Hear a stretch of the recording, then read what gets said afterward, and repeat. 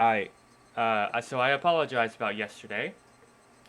Um, an unexpected issue had come up with, the fact of stuttering. So hopefully all goes well today. So far I've been doing so good. So there's that at least. Uh, and yeah, I think where we left off, yeah, we went back to the um graveyard to get Colonel Sanders out. And yeah, let's go. Alright. Ah, well, let's finish this today.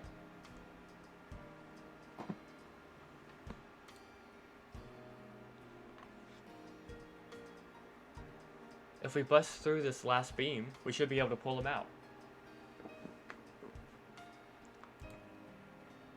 I got everything I would need. Leave it to me. Okay. I took the axe from Reina and made my way up the unstable slope. Just wait, Colonel Sanders. Keiichi-kun will save you. Alright, get back. I'll finish this in one go. A solid thwack rang throughout Hinamizawa, as if the job was being done by a lumberjack. How is it? Think you can do it? If it looks too hard, you don't have to strain yourself. If I can break through this, then we'll all be good. I have plenty of power today. I can do it. But this adversary was more formidable than I expected. Adversary. There we go, that's the word that it is. First of all, I'd never used an axe before. During a school campaign trip, I had wanted to split the wood, but I lost at rock, paper, scissors and wasn't able to do it. Because the spot where I was standing was so unstable, I soon became tired. I decided to take a break.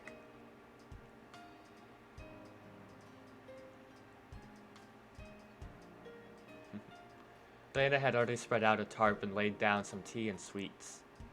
I'm fine. I'm almost there. I'll make sure Lena can give Colonel Sanders a good night's kiss. Yeah. Thanks. Giving Colonel Sanders a good night kiss. Oh. Come to think of it, Reina, you're a transfer student too, right? Where did you live before? I asked her nonchalantly while drinking tea. I had thought she'd lived here all her life. In Kanto. It wasn't as rural as it is out here, but it was still out in the countryside. Why did you move here? To Hinamizawa, I mean. You know, this is pretty far out in the boonies. Why did you move here? Does it have to do with your dad's work? Dad said he wanted to move out to a studio. He had been saying for a while that somewhere deep in the mountains like this would be perfect. Studio? Is your father an artist or something? He paints scenery. Seems that twice a year he opens a gallery for the stuff he does. When he started, his work were displayed in an industry plaza in Tokyo, but now they're exhibited in the Makuhari.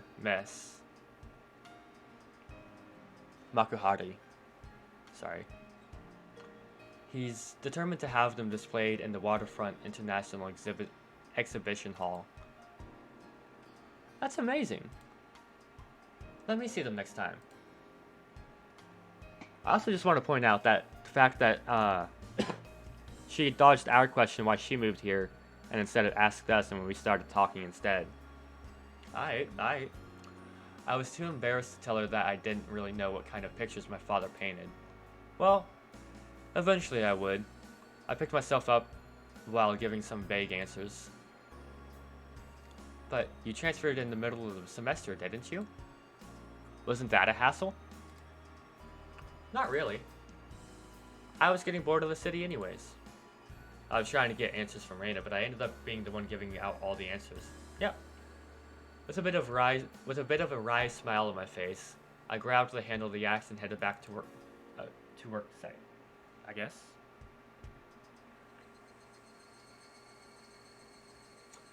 The air grew colder as the sun slowly set. The Higurashi began their song, as if to tell me to stop and head home for the day. Just a bit more. Today, I would end it. When I first started, I chatted with Reina as I worked, but now I didn't have that luxury. Hoo-yah! You little... Damn it! I had swung the axe countless times today, just like this. Contact. Shards of wood splinters. The assailants butchered the victim's body with hatchets and pickaxes. I recalled that passage from the tabloid. One hit with something like this would smash someone's head in. Axes and pickaxes are not meant to be swung at people, however, or ever. With one last swing, the beam cracked apart.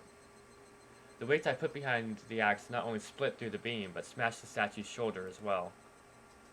The arm came off with a sickening sound. It clattered down noisily, stopping at my feet. Ah. What's the matter? Are you hurt? Sorry. The figure's arm, I broke it off. Oh, that's all? I thought Keiichi-kun hurt himself. I probably had a really guilty look on my face.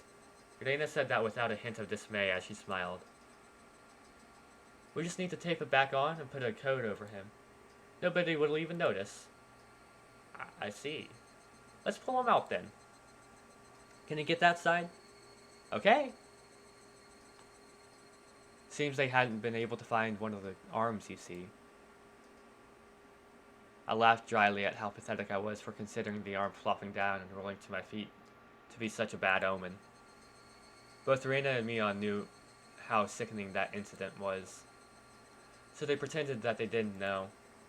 I had looked it up all by myself, and shamefully enough, I was scared. You're pathetic, Keiichi Marabara. Alright, Reina. Let's do this in one go. Ready? And... Whoa! We did it! We did it, Keiichi-kun! Yay! The right time to give 3 cheers. That moment of 2 days of work bearing fruit. He who was brought to Hinamizawa, covered in filth to meet his end. Instead, we were able to welcome him back. You're pretty lucky, Colonel Sanders. Your new master is a pretty decent person. What? Colonel Sanders? He really is cute! It didn't matter that he was dirty. Reina nuzzled him cheerfully with her cheek. I was dead tired, but seeing Reina's happy face made it all worth it. I'll help you carry it back. It'd be bad if it gets dark. Yeah, alright. I really want to thank you, Keiichi-kun. I won't forget this. Think real hard about what you'll do to repay me, okay? Whoa. I wonder what kind of repayment. I wonder. For now, I just hold back my evil cackle. I won't. That's bad. But, yeah. We were ready to take it to her house. But we couldn't go like this. We rolled the statue up in the tarp and lifted them.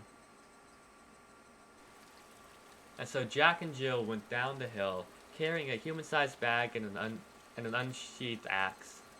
I prayed that we wouldn't run into Tomitake-san. If he saw us here and took a picture, we'd really need to get rid of him. Is that meant to be a warning for an outsider like me? Something struck me as odd about the words Tomitake-san, unable to grasp my sense of humor, had left behind.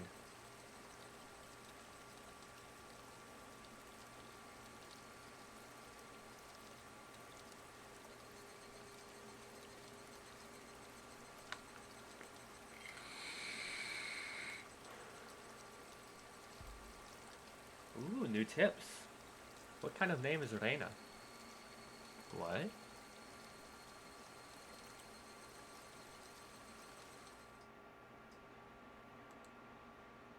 kind of name is Reina? Okay. Reina's not here. Do you know where she is, Keiichi? Huh? She was just there, actually. Hey, Mion. Where did Reina go? Reina! Didn't she go to the bathroom?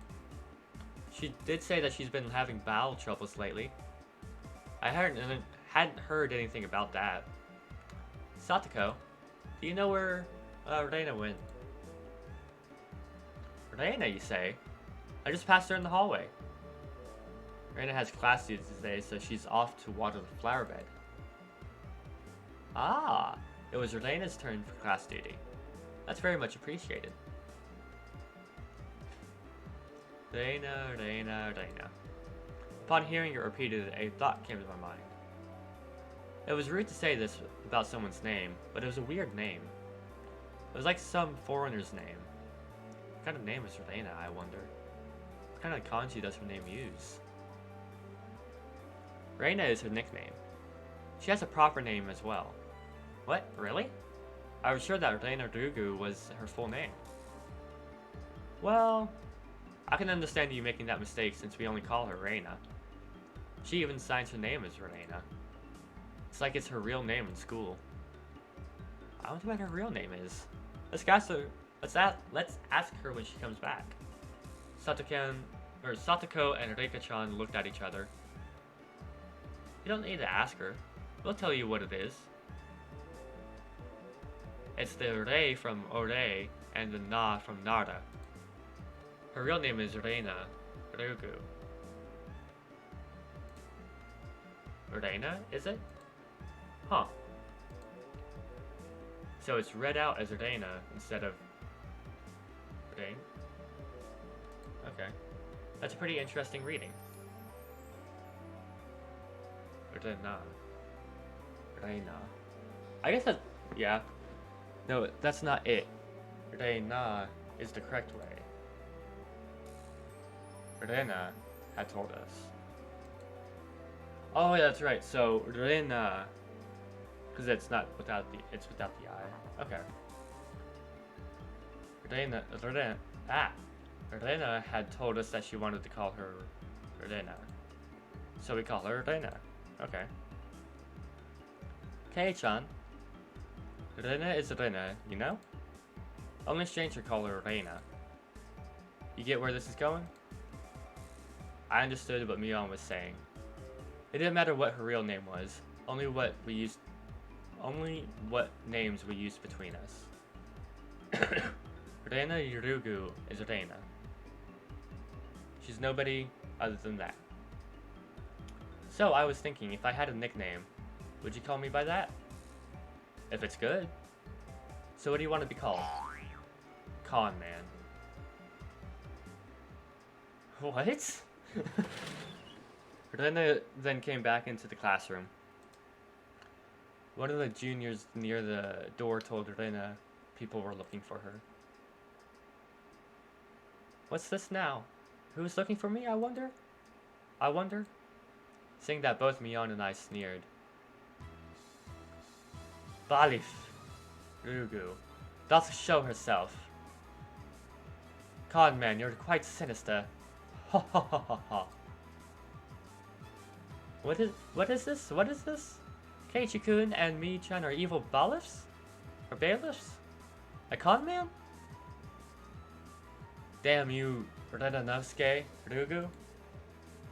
Today doth be when thou meetest thy maker. Have at thee! What? Suke-san, Kaku-san, show them what for. Aye aye, sir! I expected my fee to be paid to my Swiss bank account. Since it's come to this, we have no choice. We'll just have a grand battle with 5 people. Okay. Reina's fierce punches exploded in the proper timing to take out the seal. The evil that was Mion and myself was vanquished in the end. I do hope that Reina does go on a journey to make the world a better place. How about heading to Nagata-cho? I got the troll. My destination is decided by where the cute stuff gathers. The toll of the bell signaled that break time was over. Come on, Keiichi-kun, Mi-chan. The teacher's coming. I took Rena's hand and stood up. It was just as the teacher had entered the classroom. Just one more hour. Man, oh man. Got to buckle down for one more. Alright, I guess that was pretty adorable. Do we?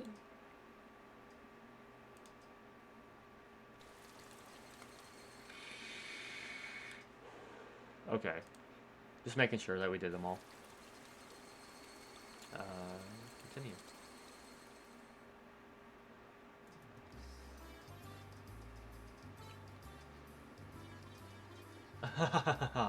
How was it, Kei-chan? So you went to Renaissance house? Wasn't it amazing? It's nothing like that, right? Right? Unlike my house, the Rugu residence wasn't newly constructed. It had been renovated from a pre-existing building. Well, the house itself was fine. The problem was the yard. It was crammed with rows upon rows of oddities. They were all the same as Colonel Sanders, stuff you'd see while walking around in town. The cake shop's mascot, Lil Licky. The Tolomon in front of the pharmacy. And even the amazing flying elephant from the top of the department store. I'll agree with you that those are cute. But why the mailbox? Wouldn't you get in trouble for that one? But, so cute! She must have just thought about it because her face filled with light. So it's the bigger the better. Just as long as it's big. And a room displays the smaller ones. I had a chance to see them before. And cute kids like Rika-chan are locked away in the basement. Yep, I'll keep anything. Oh, cute.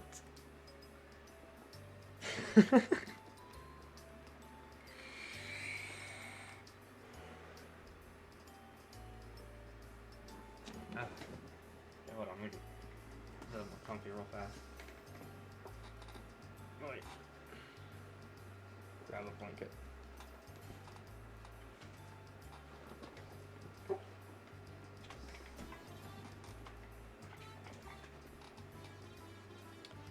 Alright, so she takes anything she likes back to her nest. Now, no ill will intended. Hey, Rena? You know about the Statue of Liberty in New York, right? Is that cute? Yeah, cute. Ha, I want it. The US should probably come up with some countermeasures ASAP. If not, the Statue of Liberty really will take a trip to Hinamizawa in the not-so-distant future.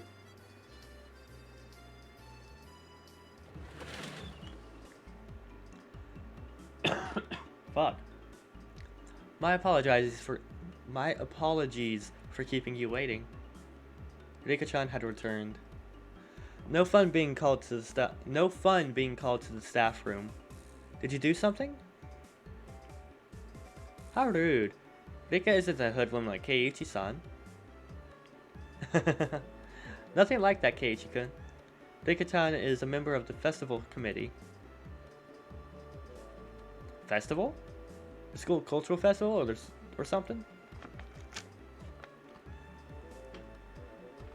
Kei-chan, I've already told you. It's the village festival. The Watsunagashi. Oh, come to think of it, she did say there'd be a festival at the shrine during the next break. So what's the Nagashi thing about? Is it like a floating lantern festival? I guess the last part where you set things adrift in the river is similar. Except we use cotton things like old worn out futons and padded cloaks. It's a festival expressing thanks for their years of service. The people living in Hinamizawa dumped their futons and padded cloaks in a stream? It sounds like it'd be a lot of trouble if it backed up the current. Maybe they should just drop some fish in and have a fish wrangling competition. Skewer them and sprinkle them in salt. Oh man, I can smell it already. That's just summer camp. I never anticipated how destitute Keiichi-san's imaginative capabilities would actually be. What? What? How could you tell I was thinking something silly? It was written all over your face. What sort of face could have expressed what I was imagining just now? Probably something about like food, like you're like hungry or some shit.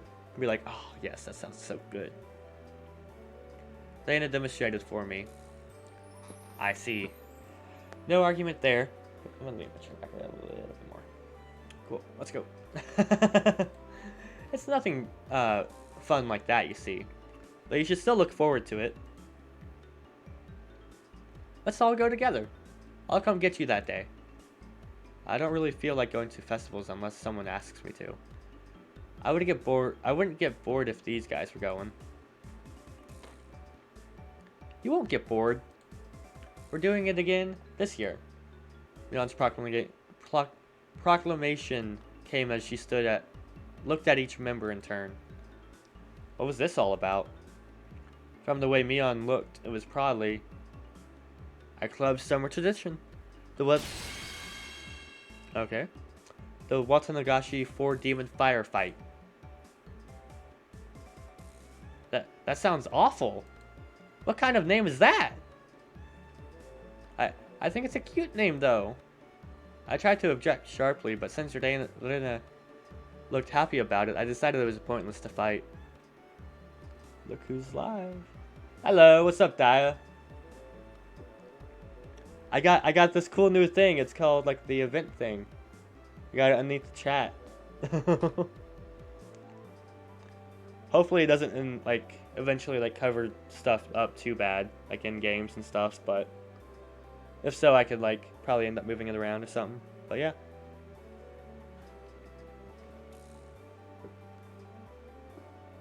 Kind of just testing it out right now. But yeah, since Keiichi-san is here this year, it becomes 5 demons. Rika-chan made a small correction in the light of my presence.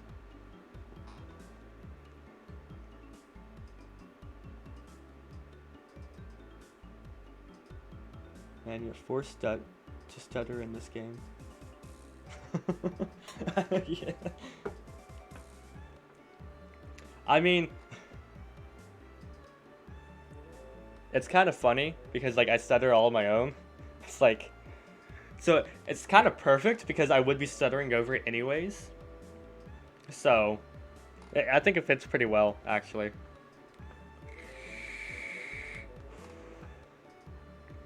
Like, how many times do I fucking repeat lines? Just not only one to make sure I read it properly, because like my dyslexia, but also to make sure I actually said the words correctly as well. It's fun. So, how does this funky sounding club activity tie into the festival? Oh, this is where you exhibit the skills you've nurtured through your daily club activities. Exactly. We show the full extent of the abilities that the best of the best have attained through our daily trials and tribulations.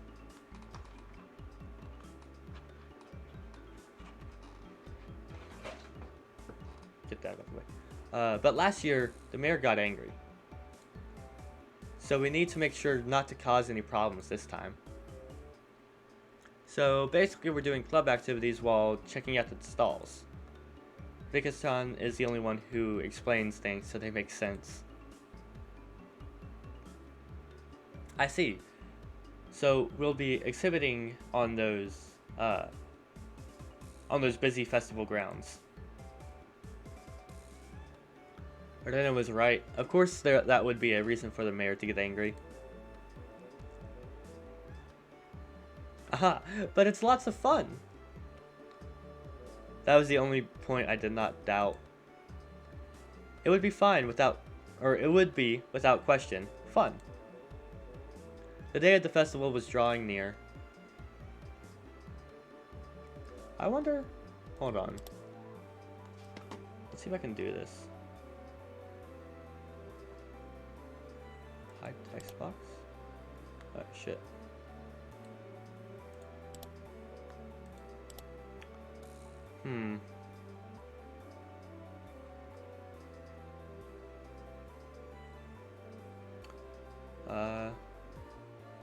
Message speed, nah.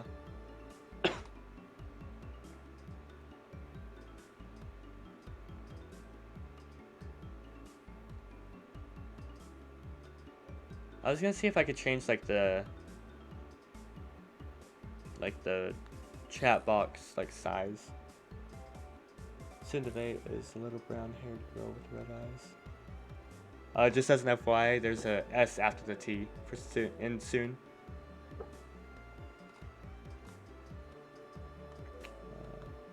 Yeah, no, can't change the size of it.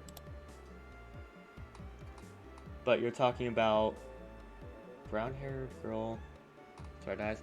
I don't know what the red eye. Satoko? I'll ask her when she pulls up on screen. Well, putting that aside for now, let's start our club activities today. Any objections? Nay. Our voices rang out in unison. Well, there's lots of people. Card games really are the easiest to play. This really is the most basic of table games. Playing with the marked deck again? We'll use a new one today. There are no marks on the cards, so we're on equal footing. Her? Think she's the only brown here? Are her eyes red?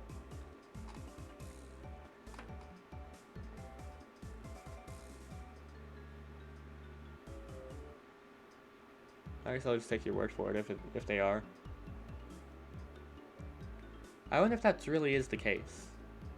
That one? Yeah. I will have to inspect them. Well, that was fair. Just to be safe, everyone checked the cards. Yes, these seem to be fine. Are you all satisfied? Then today, I guess, we'll play President. That's good for 5 people. Another standard card game. First one to get rid of all their cards wins. The basic rules: play a better card than the one before. You can play straights and pairs. There are various techniques that improve the game, like reversals. But because it's such a well-known game, there are lots of house rules for it. The name, for example. In my hometown, we called it Millionaire. I'd like to go over some details. Are the jokers wild? Can you make a reversal with 3 threes? No jokers. 2 is the highest. You can reverse a reversal. You can only make a reversal with 4 of a kind, not 3. Also, you know how the peasant sends a good card to the president? None of that. While I was confirming the familiar rules, Satoko looked over at me cautiously. I probably should have tried to look like more of an amateur. I was pretty used to this game. It's President, and it's with a new deck. Today I might be able to win. I had the gist of the rules now, but that wasn't everything, was it? So what shall today's penalty be? About that, why don't we all write something down on slips of paper and have the loser draw one? Oh, that seemed like it could be interesting. Oh, I'll write a nasty one and have Keiichi draw it. It would be awful if you wrote a bad one and drew it yourself. Just don't lose. Don't you know best? Oh. Mion handed out several slips of paper to everyone. Then write down whatever and put it in the bag. When you lose, stick your hand inside and pick one out. Now then, what would be a good penalty? Worst case scenario, you draw what you wrote. Something too intense would be like digging your own grave. No penalty. Let's forbid that kind of idea from being written down. Rika-chan's casual suggestion caused Mion's hand to lurch to a sudden halt. Got him! Ah, that's so sneaky, Mion. She wrote no penalty on the corner of the slip is folded. I see. Just in case you lost, you grabbed the note with folded corner and you'd be safe. That was a good idea. Diabolical as ever, Mion.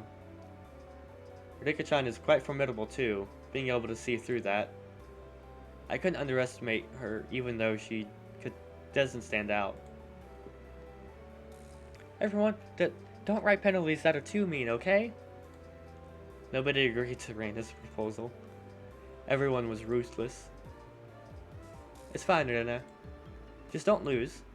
Yeah, that's true. Okay, I'll try hard so everyone has to pick the penalty I write. Reina was quite brutal even though she usually appeared meek. Better not underestimate her either. I agree with that. I'm very curious what Reina's penalty is in particular. Everyone's penalties are scary. I still didn't know what Rika-chan's penalty would be like. Basically, you can't afford to lose this game. Everyone here ready? We all nodded determinedly. Having confirmed that Mion dealt out the cards, finally the battle begins. I had this decent starting hand. Card after card was played in the middle. Not needing Mion to tell them, both Rika and Satoko played their cards without hesitation. Reina and I were the only ones who paused to think. It seemed that Reina genuinely couldn't make up her mind, but I was different. I was like a shark stalking its prey, just waiting for the right time to strike. Huh? Will this work? Now play this 3, and I'm out. 9. Nobody? 8? 7? I'm out. 5 and 5. I'm out. Then I'll discard this last one, and I'm out. Bah! I missed my chance. The loser of the first round was, of all people, Mion. And now I was certain. Today, I could win. Now then. Or now then. Huh? Okay. Mion, pull out one of the slips, okay?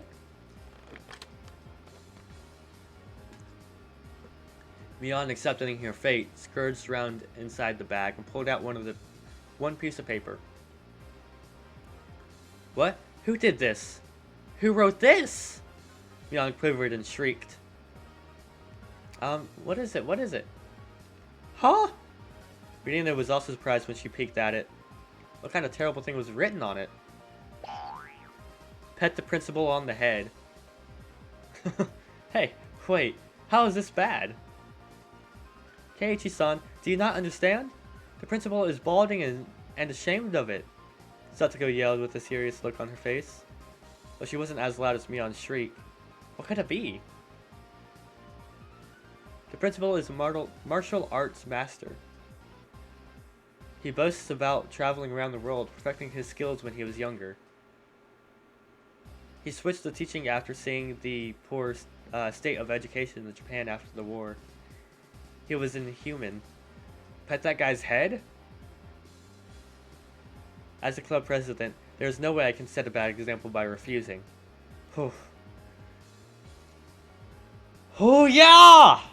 She bellowed out at a yell as she dashed off down the hallway. Wouldn't it have been easier to sneak out quietly and try to do it without making a fuss? Probably impossible.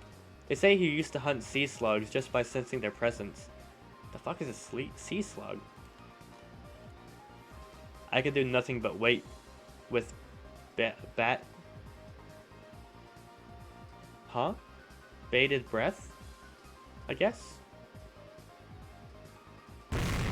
Kerpow! A rumble shook the classroom. That's the principal's aerial opener. Boof, pow. Sashing, kaboom! Okay. Following the launcher with a jab, jab. Strong, fierce combo? He's even using meter. From how it sounded, the principal's jumping fierce sounds like a multi-hit combo. Hey, I don't want to know. I don't want to know. Nothing I do now except stay calm. I understood now why there were no delinquents at this school. After a few moments of silence, Mion slumped back to us. Petted. Is that good enough? Mion said before collapsing. She's alive, at least. Now we can continue the game. Wait, monster. I was amazed the person who made club activities like these could say that. But now, the worst penalty is gone now, right? Right? Rena tried to lighten the mood and was only met with Mion's malice grin. She was serious now. I'm not holding back anymore. You will all get yours. The pace of the game became bizarrely quick. I could tell the game had gotten more intense. Ace. 3, 4, 5, I'm out. I'm out as well.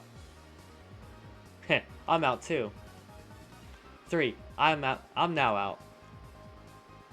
Ick, I lost? And the heavens chose to vanquish Rena. What kind of penalty, I wonder? What kind of penalty, I wonder? It wasn't exactly hard for her to be worried. Just thinking of the level of difficulty of Mion's first penalty still made me quiver.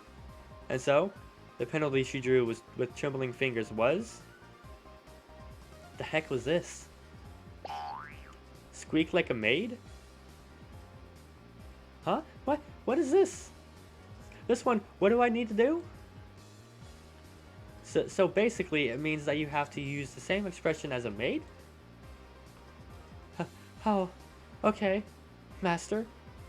It hit me like a ton of bricks. I had no idea who wrote that penalty, but she was awesome.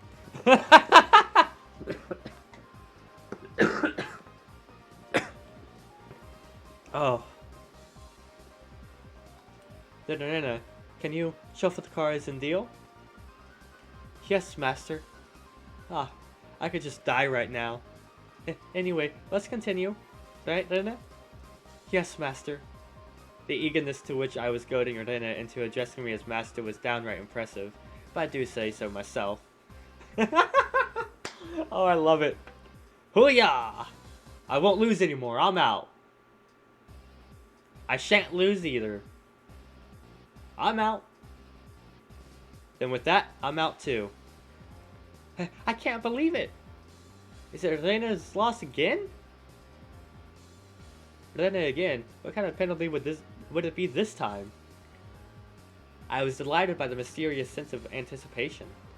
Anticipation? No, this was conviction. Remove one piece of clothing from the top and bottom halves of your body. That's just indecent. Who could have written this? My face reddened in anger. If I didn't yell something out, I wouldn't be able to hide my shaking. Ah, who did write that? God, please give that man a Nobel Prize. That'd be an ignoble prize. Not good, not good. What was I thinking about? What I was thinking about was written on my face.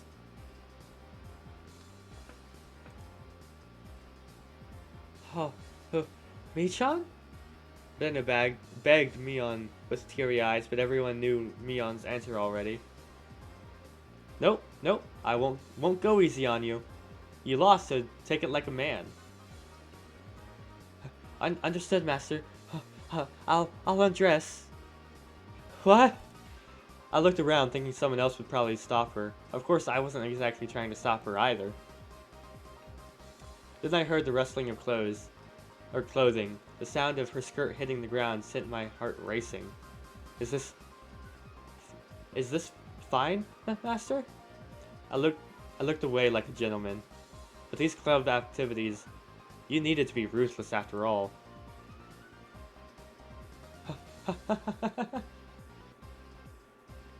Keiichi-san, whatever were you expecting?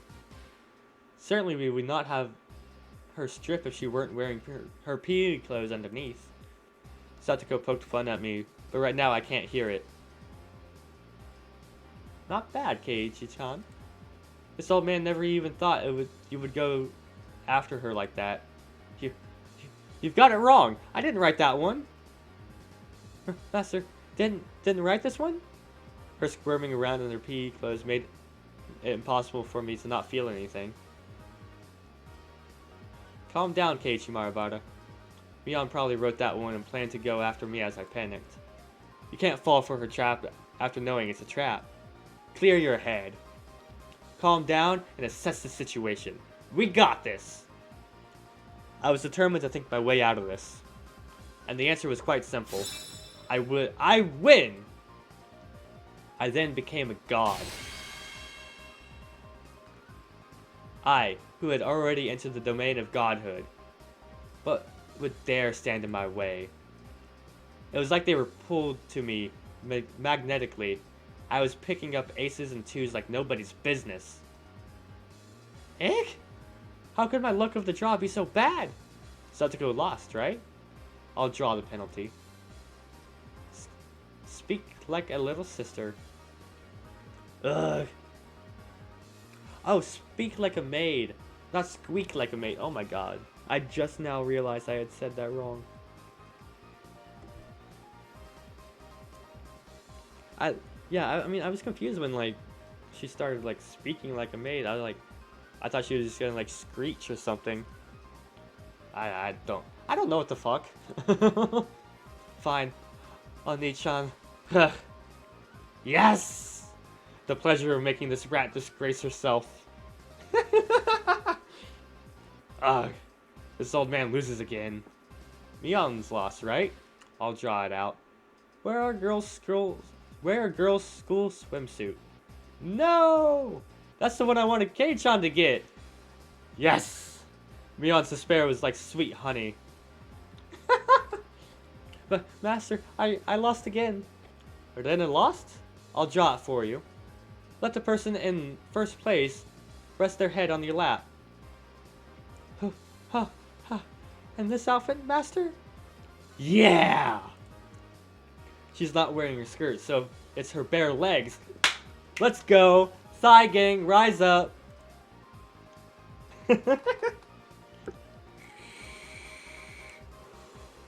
Eek! Oni-chan, you're too good. Sniffle. Satoko lost again. I'll draw it. Obey the person in first place. How about you give me a shoulder massage? Fine, Oni-chan. Come on, do it a bit harder. Don't use your nails. I had transformed into an evil dictator and couldn't be doing any better. It felt like I could control how the cards played out with my mind, and even decided what suits would appear just by willing it. By the time I realized it, I had already assembled a harem. I was laughing haughtily as I rested my head on Rena, who was now a bloomer-clad maid. Satoko was wearing a collar and had taken on little sister's properties. Mion was fanning me while wearing a school swimsuit. Today is Master's overwhelming victory, isn't it? Eek! Please refrain from moving your head around so much. I began to think. Why does a man have no end to his desire? How could I wish for more than this place of dreams? What is it, Keiichi? I'm saddened by the thought of a man having no end to his desire. That was it. Rika-chan had been in first, but she's continued to escape in being in last. Keiichi is quite greedy. It's said you should know when enough is enough. I know that very well, but how to say it? I feel like I wouldn't mind if I died now. Eek! Master, please refrain from moving your head around. Eek!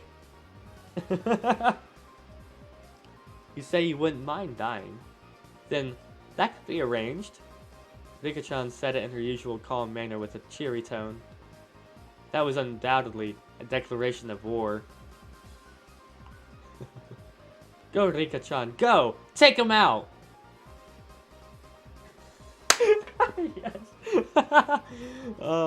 Yes. Defeat this archdevil of perversion. I might not be able to win, but I'll beat him. I see why this wasn't in the anime. Such stoicism from this little girl who's always hidden away in Satoru's shadow. It would probably be rude not to meet her head on. I shall face you myself, little one. I saw Mion swap a few cards with Rika-chan in the middle of the game, but pretended I didn't see it. Do you believe you can defeat Keiichi-sama with just that? 2. Ace, ace, ace. 8, 8, 8, 8. Reversal. Everybody looked over at me. I was still brimming with confidence. Mwahahaha. The 4 of them have aligned against me. That's it? You're making me laugh. That was good. Reversal to reversal! What? How could such a thing be? Satoru let out a shriek.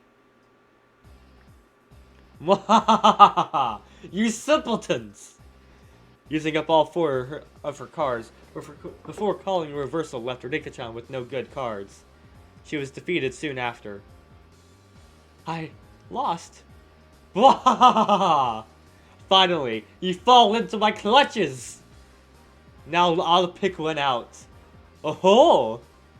Wear cat's ears and a bell collar and a tail. Mwahahaha! Even the fantasies were as I wished! Rika-chan hung her head and equipped the 3 holy artifacts. It's questionable as to why such things were in Mion's locker, but since I had no objections, I didn't ask. Let's go. Oh, this was so. Oh, I felt like I had become Rena. This was definitely cute. Cute, isn't it? Isn't it? Oh, I want to take her home. That wasn't me talking. That was the actual Rena. Mew. As Rika-chan mimicked a cat, teary-eyed, rings of smoke escaped from Rena's ears with an audible poof. Rika-chan must taking her home. Just for a while. I won't do anything strange. Nothing strange. I see. I still have one trick left. Mion gasped and dropped her fists into her open palm. If Rena must, she can take me home. After Rena-san beats Keiichi-san, she can. Though they thought that Rena is cute, and cute mode would be able to defeat me. Would it be that easy? Opposing me was the same as opposing God. I'd teach them their place. Oh, you're approaching me. God, there's so many good chances to be using that fucking reference. I love it. Oh, how preposterous. That Rena can't defeat me. Heap. For the moment, I didn't think what was going on. The 52 cards danced and flowed freely between Rena's hand like the machinations of a master magician. Oh god. In the middle of those flowing cards was Rena's ecstatic expression, her head bobbing around. Sha sha sha sha. Shall we begin, Keiichi-kun? Hurry, hurry. My whole body knew it already. I was going to lose.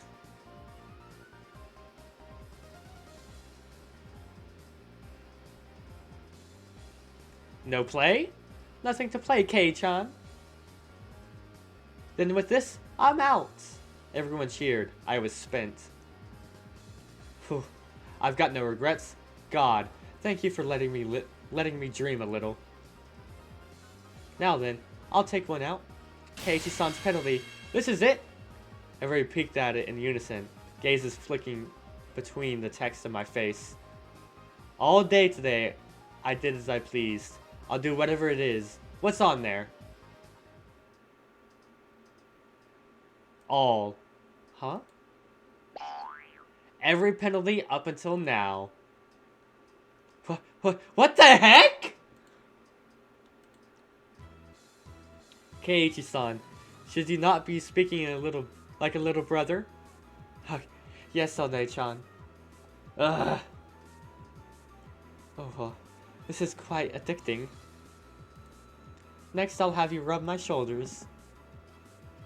Keiichi-kun, I don't need the lap pillow, so do that other one, okay?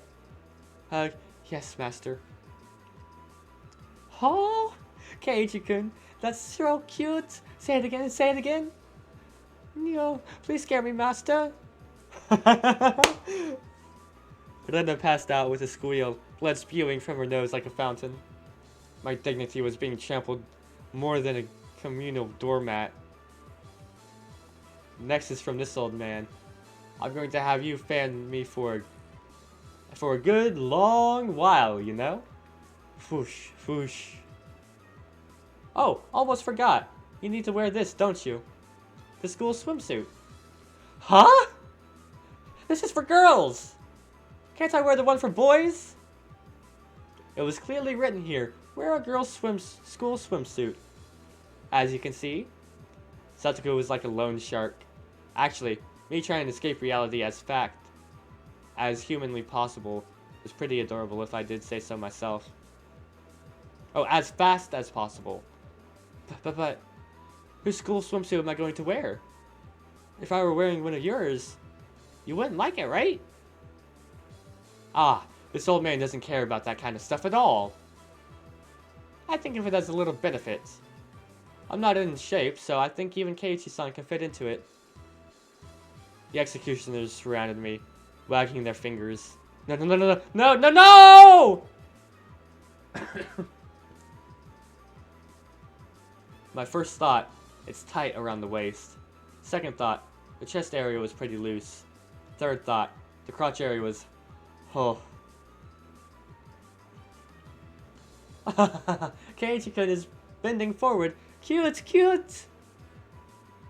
You'll be ready after you wear the cat ears, bell, and tail. Kei-chan, want to look in the mirror? It's amazing, really. It's probably best if you look.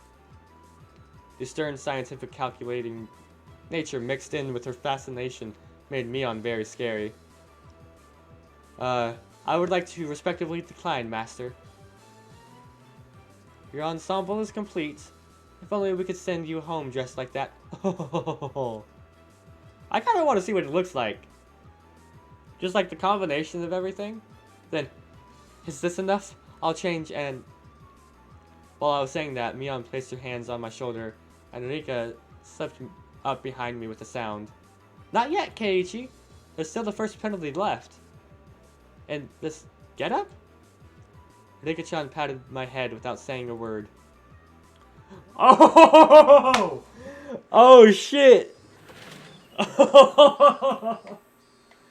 Sir? Excuse me? Yes, please come in. I stepped forward into the principal's office, my bell collar jingling adorably. The principal froze solid with a smile on his face as he saw me. I couldn't blame him. In this sacred place of study, specifically in his office. Though I said excuse me as I entered, the sight of a person entering a school with a school swimsuit, a cat ears, a collar, and a tail, and for it to be a young male student, without a doubt, any normal person's psyche would have stopped cold. But this could be explained. We'll call it uncanny valley camouflage, if you will. We humans see others. They can only begin to act after confirming this is human. Meaning that if he could not comprehend what was in front of him, then in those moments before he could begin to fully process the situation, his mind was completely blank. That was my one and only chance for victory. My penalty. Rubbing the principal's head. Principal Pal! Oh, Principal! I challenge you! Ha! I heard what sounded like such a scene 3 times. Is 3-gauge super? Oh God. The principal said one thing to me. What does it mean to be a man? And in a heartbeat. Boof!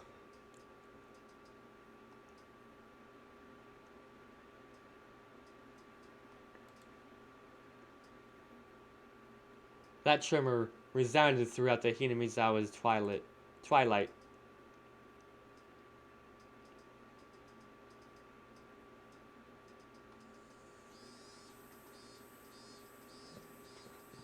That was fun. I liked that.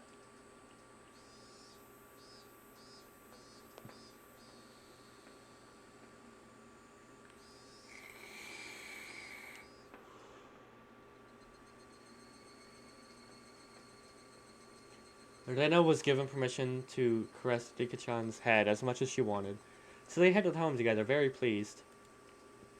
I need a drink.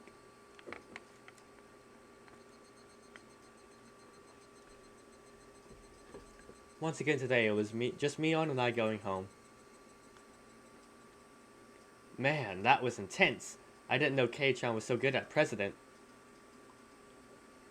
No, I was more surprised than anyone. If I was playing with guys, I wouldn't have been that strong. But still, it was pretty bad. Being carried off on a stretcher in that outfit would probably haunt me until the day I die. But that's fine, isn't it? You were able to do something to boast about for the ages, too. Oh. Well, when she says it like that, we both smiled at each other. Oh, we meet again, Keiichi-kun. It was Tomitake-san. I felt like I'd been running into him quite often. Hey, take any good pictures? Well, a few. So, Tomitake-san suddenly leaned over and whispered into my ear. You sure get around. Today you already have a different girl?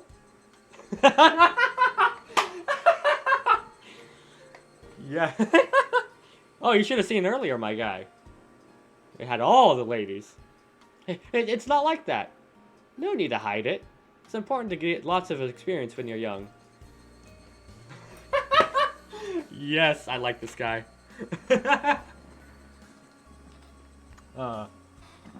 Tomitake-san let out such a crude laugh, we all knew what we were talking about without even hearing his whispering. I've heard through the grapevine that Mr. Tomitake-san is quite the catch himself, no, that wasn't my intention. Sure. Keep up the good work and take plenty of pictures. See ya! Mion seemed to really want to get rid of the slout quickly. From the way she spoke, it seemed as if Mion knew Tomitake-san quite well. How's the year treating you, mister? Staying until Watanagashi? Yep, I plan to. After photographing the festival, I planned on heading back to Tokyo. Being a photographer sure is easy. Be sure to win some big award and become famous. You spent all your best years on photography after all. I don't think I'm that far gone. Don't they say men start developing their own unique flavor in their 30s?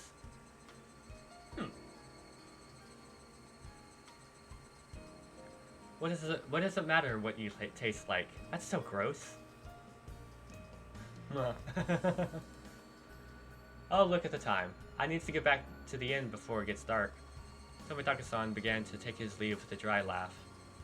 It did like he was outmatched by Mion. Now then, I'll see you both at the festival. After waving a hand cheerfully, Tomitake-san disappeared amidst the cries of Higurashi. of the Higurashi. The way he's going, he probably won't ever last, or won't ever get famous. I had him promise he'd display a picture of me in front if he ever opened up a gallery, but I don't think that'll ever happen. So you know Tomitaka-san? Yeah, he's an acquaintance of sorts, but you know how easy it is to tell who's an outsider. It sounded like you met him all the time. Meet him all the time. Tomitaka-san comes around to Hinamizawa regularly, maybe 2-3 times a year. He says he's taken a picture of the seasonal scenery and wild birds, but well, those photos are really are nothing to phone home about. The image Mion painted of Tomitaka-san was fairly unique. The Tomitaka-san I knew was more mysterious. The words flowed naturally from my mouth. I wonder if he's really here to take pictures of birds. Mion stared blankly at me as if to ask, "Why do you say that?" It just seems he's here for something other than taking pictures, I think. Don't you get that feeling? Like about that incident, the dismemberment. Oh, you too? If so, you've got good instincts, Kei-chan. She agreed with what I thought, but was quite chipper in how she said it. You knew about it then, Mion? Of course.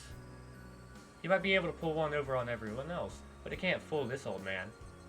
Mion was posturing pretentiously, but I had easily come to a very different conclusion from what she was imagining.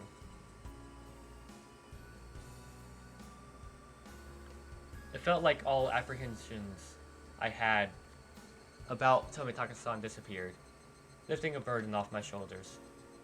I was finally able to appreciate how clear the evening sky over Hinamizawa was. Ah! I exhaled everything in my lungs and inhaled just as much. It smelled like dusk. What is it, Kei-chan? It's just that never thought that the cries of the Higurashi would feel this good. Why is it like more often than not, it's like starting with the laughing that gets me to cough more. What's gotten into you all of a sudden, Kei-chan? We both continued to giggle, not knowing why. I wonder what Rena is doing. I bet she's getting her fill of Rika-chan by now. She's probably in the middle of asking her over so she can treat her to dinner. It'd be great if she's able to take her home. I wonder. Rika-chan is pretty good at that stuff. Yeah, I feel the same. That head-patting penalty was probably from Rika-chan. I thought so too. The only one who could get away with patting his head is Rika-chan after all. Just pointless chit-chat. The hot day felt like it was being cooled down by the cries of the Higurashi.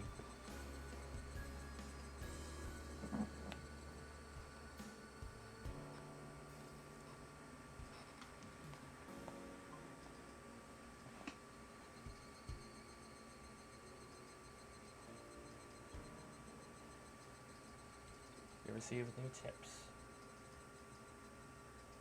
Community notice. A fate worse than death? I just got an achievement. What? I'm guessing that's in reference to... I don't want to check.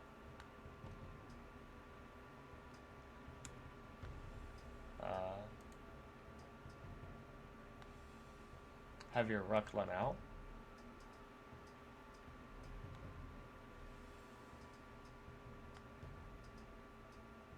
Oh yeah, it's in reference to the stuff they were playing. Okay. I was like curious, I was like, what the fuck?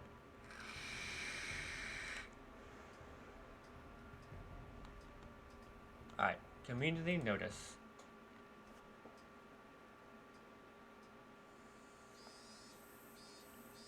We're greeting the end of the rainy season sooner than in prior years.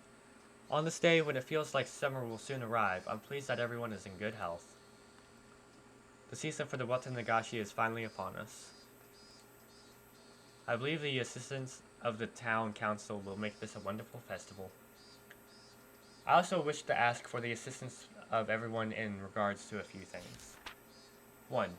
collecting Bazar goods. Or, yeah, Bazar goods. We look forward to a well-received Hinamizawa Grand Bazar exhibition, holding a massive collection of excess goods and used clothing. No raw goods, please. Management, Makino. Tele number is X'd out. Recruiting, Little Festival Drum Dancers. The renowned Little Festival Drum Dancers group, known for its careful choreography, the Shofu Society, is taking last-minute participants. We're looking for any Showboat elementary and middle schoolers. Management, Kimiyoshi. Alright. Taking donations. We are accepting donations in multiples of 1,000 yen. For every 1,000 yen donation, you'll be rewarded a refreshment stand ticket. Management, Sonozaki. We are always taking suggestions for ways to improve the festival at all times. If you have any interesting ideas, call Kimiyoshi at that. There is a 200 yen refreshment stand ticket attached below the cut line. For anyone that doesn't know, I think the conversion is roughly 100 yen to like the American buck. So like 1,000 yen is like roughly $10. So like 200 is also like roughly $2, I think. If I got that right in my head, at least.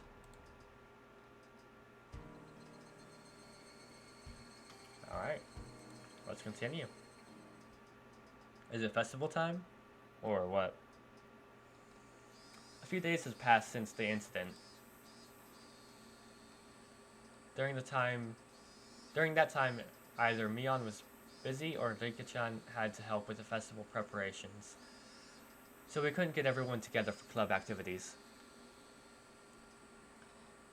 Even though I thought I would never want to participate again after the years it shaved off my life each time, not having it only made my heart grow fonder. I really am not honest with myself. Today we finally had our club activities again. These weren't the same old club activities. It was called the Watanagashi 5 Demon Firefight.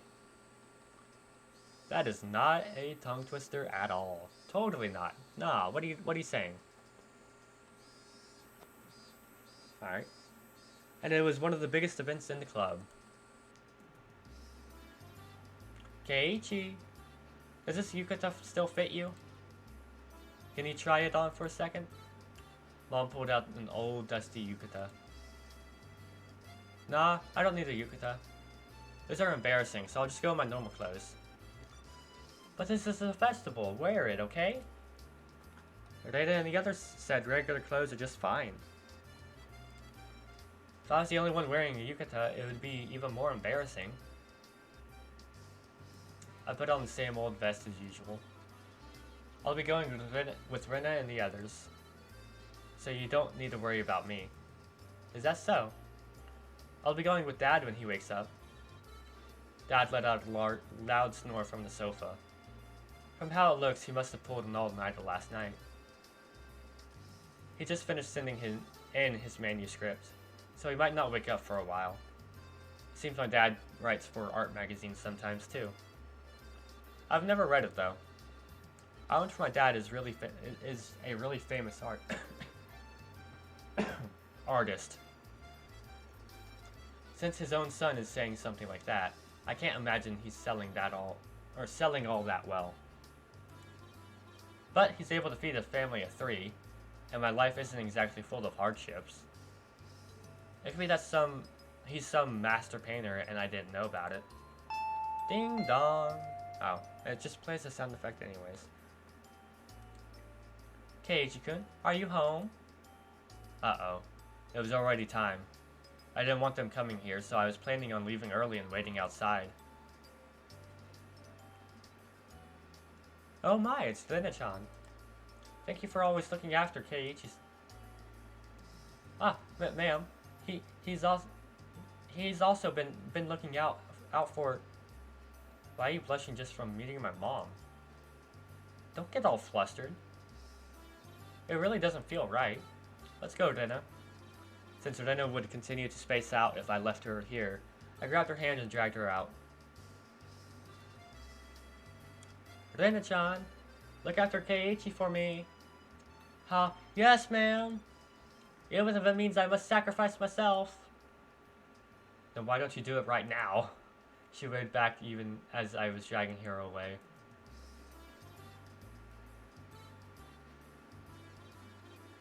Okay, Kei-chan. You hungry today? We'll take care of that at these stalls. You thought I'd let myself get full, knowing the club activities will involve these stalls? Wouldn't have it any other way. Where are Rika-chan and Satoko? Are they already at the temple?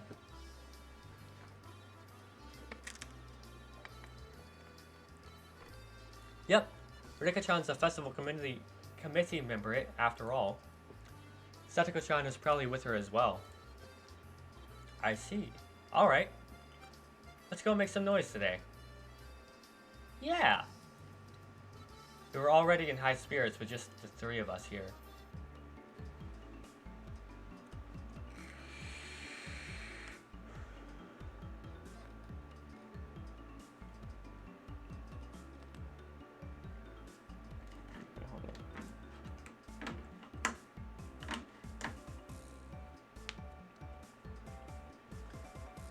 It was way more likely that the Furude shrine than the last time I came.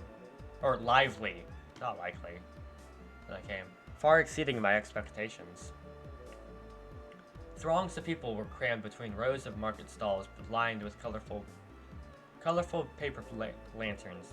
Despite that, it was actually quite enjoyable. There sure are lots of people here. I can't help it. I can't believe they all live in Hinamizawa. Everybody attends the Watanagashi. I think about half the village is here. That's contradictory. Everybody is not half the village.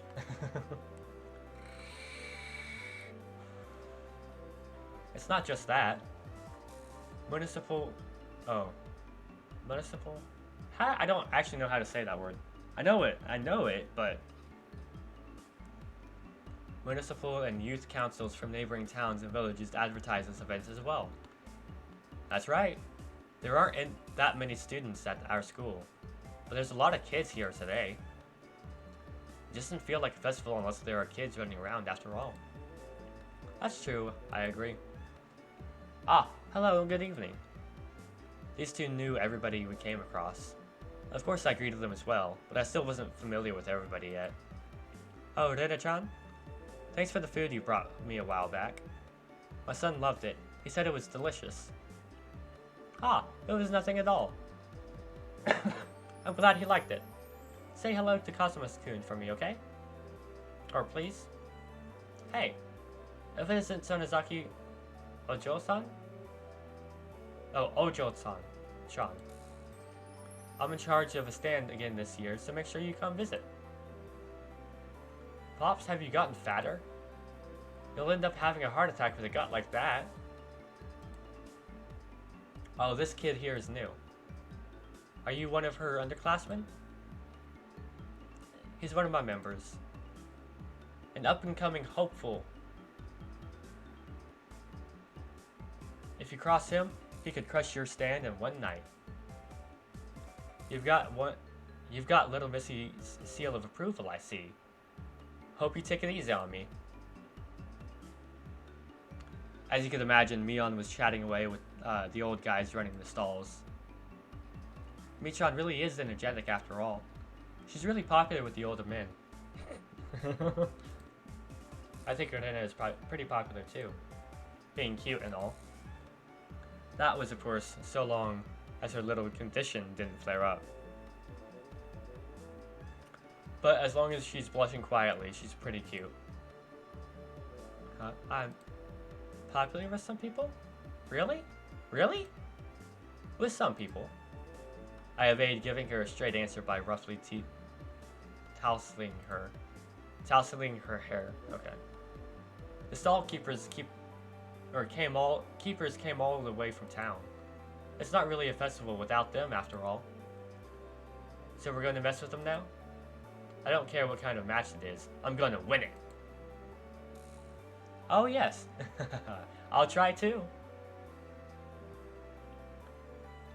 I've got a sneaking suspicion that she's talking with the people, right? Will she rig them? I wonder if there's a possibility that she does.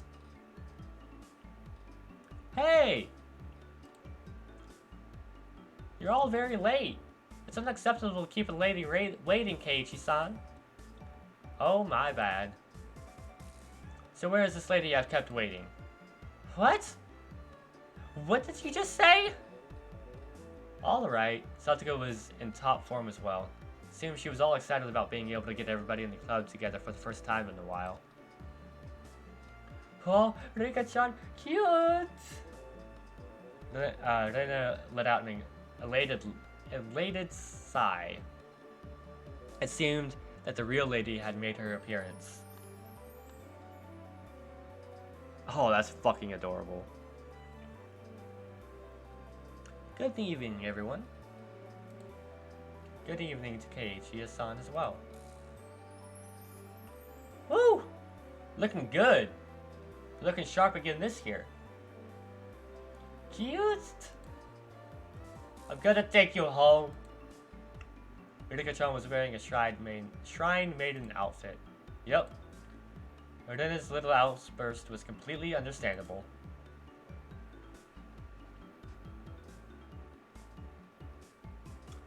Rika-chan's clothes sure looked like the real deal. Is that a real Shrine Maiden's outfit? My grandmother made them by hand.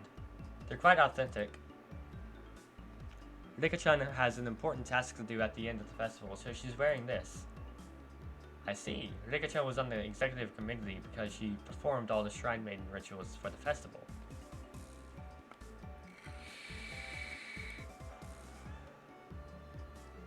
My work is only during the finale of the festival, so I can still play for a while. But we cannot afford to waste any time. Let us begin. Alright! It felt good to wander around the festival with just the 5 of us. Mion called everyone over to a stand that caught her attention and proposed a rather odd competition. Takoyaki eating race. Everyone has to buy their own. Ready? Go! A standard in vendor stalls, the takoyaki stand. What was especially standard for these kinds of events was the fact that they were simply balls of dough, takoyaki in name only. And burns! Are you okay, Keiichi-kun? Have some water. My, eating those scalding takoyaki whole is suicide.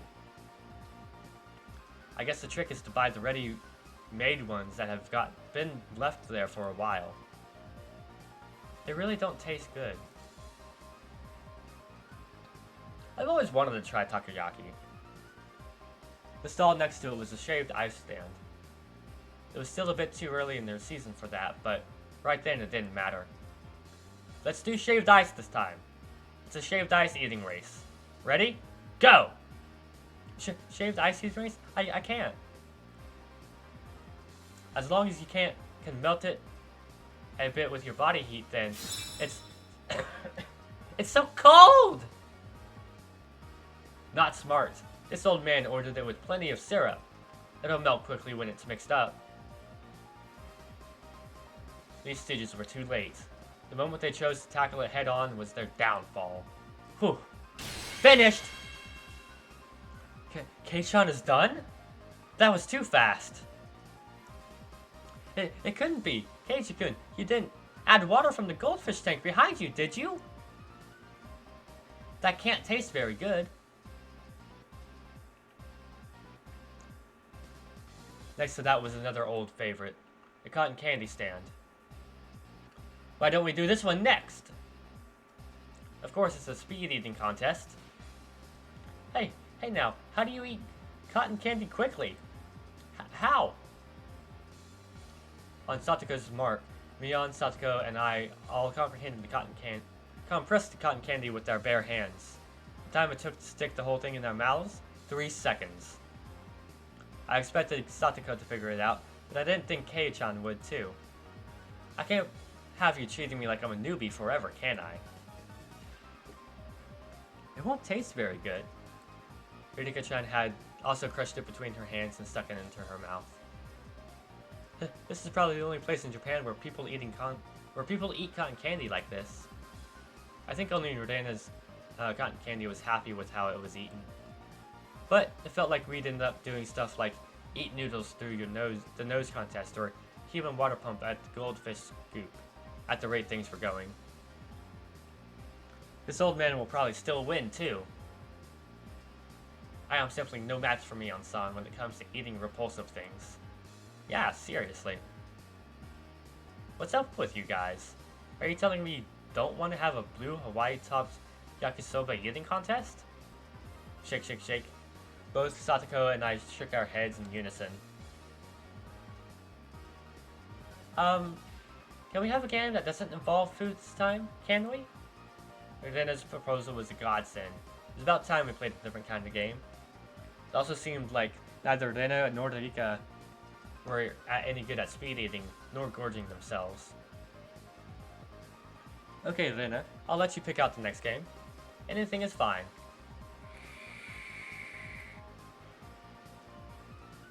Well then. I'm going to be the judge. Find the cute things in the festival grounds. You have 1 minute.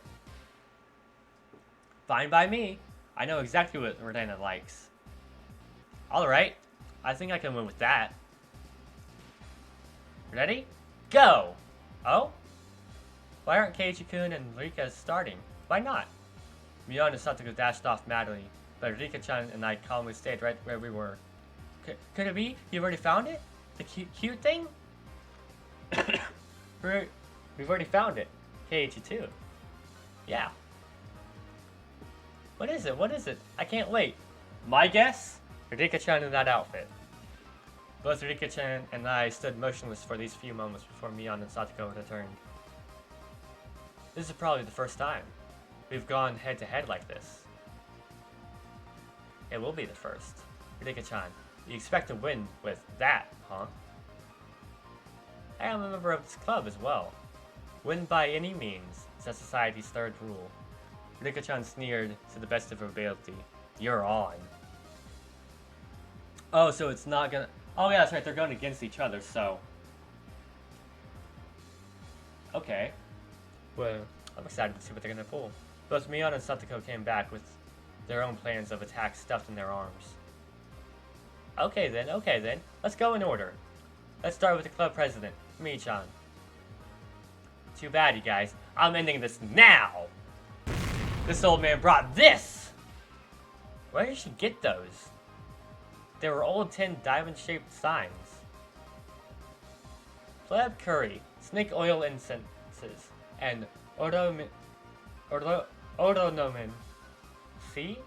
How about this? That's very understandable, but a little too understated, Mion. Oh, understated. I used to see those stuck up on barbed wire fences. They were more nostalgic than cute. Can you explain what part of that is cute? Both were puffs, but there were puffs of smoke noisily shooting out of Renena's ears and nose, almost like a steam train. I didn't get it. I shall be up next. It is this! It was a hand-drawn poster from the Ladies' Society's roasted corn stall. It was a really bad sketch done by a housewife. An anthropomorphic roasted corn drawn without any sort of real plan. It was its very existence invited a sense of sorrow to the viewer. Yo! Hey, what's up? Weep? That was the sound of blood jetting out of Rena's nose. It seemed to have been rated higher than Mion's. I really didn't get it. It feels like your artistic sense is a little avant-garde by about 5 eons. Oh, Those were nothing but mass-produced signs, after all. They had no chance against something hand-drawn. I couldn't even begin to follow the ways those guys were thinking. Then I will be next. Next is Rika-chan, is it? What could you even do without anything? Did you and Satoko both forget? If Rika-chan felt like it, she could simply... After moving back 10 yards, she began waddling up to Renena. Seeing that, both Mion and Satoko gasped. Oh no! Too late! Rika-chan tripped over nothing and lay motionless after falling down. Helena hurried over to her. Rika-chan, are you alright? Alright? Rika-chan had a lump on her forehead and tears welled up in her eyes. Only her fingers peeked out from her sleeves. This was the vital part. The palms of her hands were covered by her sleeves. She had just made a single sound. Meow. Oh, cute! Going to take you home! I'd completely forgotten that. The play that I personally had to use. Rena's face went completely red, her head bobbing back and forth with excitement. She embraced Rika-chan and began rubbing her cheek against her. I'd expect no less from her. Not a single element was overlooked. Lolly, Shrine Maiden, brink of crying. You! It was perfect! A simple trip. Transcended into pure moe. Now this is what you call art! Kei-chan has a pretty weird definition of art. I'll just pretend the sharp sting of those words cutting through me like a razor was a figment of my imagination. Rika-chan turned her gaze to me with a daunting smile as she was caressed by Renena, who was in full cute mode. Now, Keiichi-kun, can you beat me? Hold up.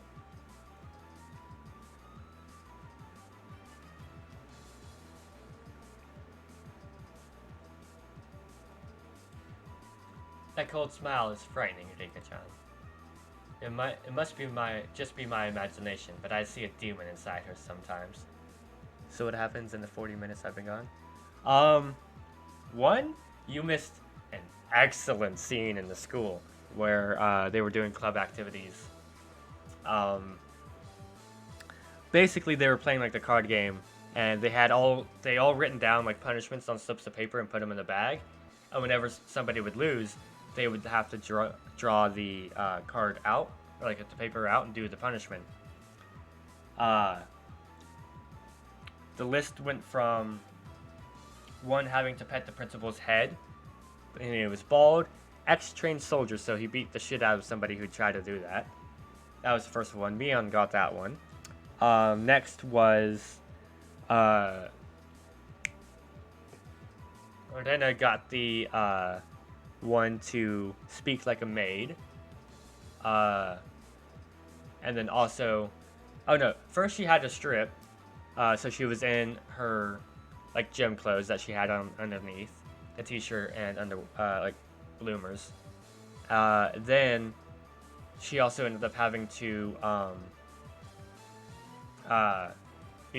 speak like a maid. So she was calling us master and stuff. And then she also had to become a lap pillow.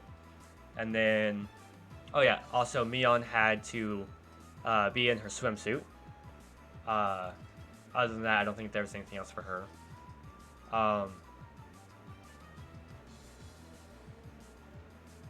And then for Satoko, she had to wear a collar and act like a little sister. It was so funny. It was so glorious. And then Rika-chan had to dress up with cat ears, bell, and a tail. Take out the dog. Alright, have fun. Kei-chan seems to have his own plan of attack. I wonder what he's going to show her. I also wish to observe the play Keiichi-san will make. Could it be? Is Keiichi-san or Keiichi also gonna give a performance? I basked in their pointed stares. I pulled Rena, who gave no sign of canceling out of cute mode, away from Rika-chan. Oh, cute thing, Keiichi-kun. Let's go. I'll show you something even cuter. Just hold on for now. Huh? Oh? Something even cuter? But it's a bit too crowded here. Let's go back there. Rena looked very surprised as I pulled her behind the shrine. Oh! I cannot fathom what Keiichi-kun was probably gonna, or is, what Keiichi-kun could possibly be planning. This is Kei-chan, after all. No, it couldn't be. Keep on fighting. Yeah! After a bit, I returned.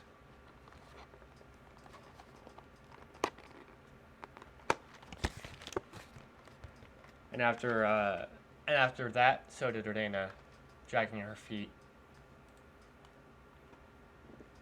There's no way that scoundrel Kei-chan did something to innocent little Rena? Mion and Satoko passed by me, heading straight to Rena. What exactly did he do to you? For a moment, Rena was too dazzled to realize someone was talking to her. Gasp! Oh, it's Michan. How? Rena? Are you alright? Did Kei-chan do anything to you? No, he didn't do anything strange to me. Oh. This is quite severe. Exactly what did Keiichi-san show you? It was so cute. Ah. Cute? What did he show you, Rena? Rena let out a really long, oh! Her eyes sparkled as she spoke. Cute! So cute! It was Keiichi's... What? Whoa. In the blink of an eye, Mion and Satoka's elbows smashed into my face. Huh? Huh? What?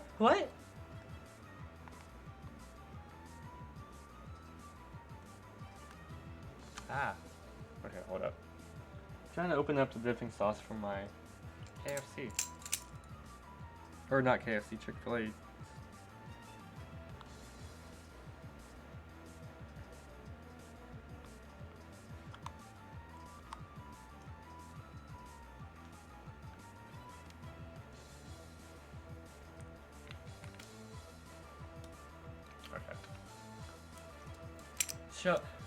Huh? What? Showing Rena something so dirty? You sick pervert! I shall have you beaten into oblivion. Wait, you've got it all wrong. Ah.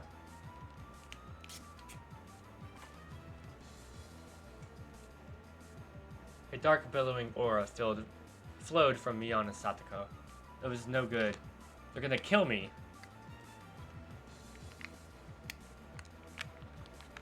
Michan? I'm not sure what's going on. Ah. But you've got it all wrong. You see, Keiichi had... It's a for a sealed keychain. I think I had stuck her hand into my pocket and pulled out my keychain. Eh?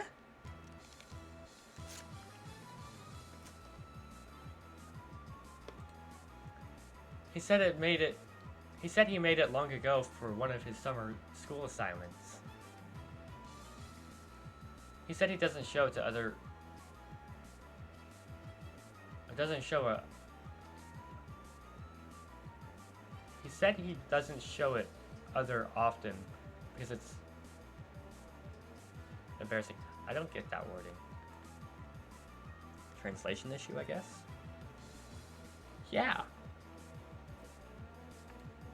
So small and cute.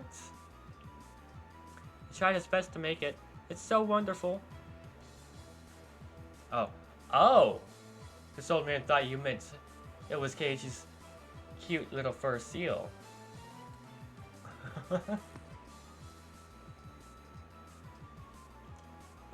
Oh.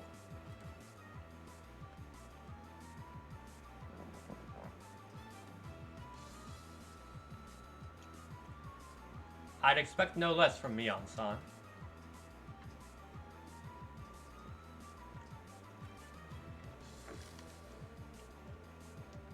Welcome back.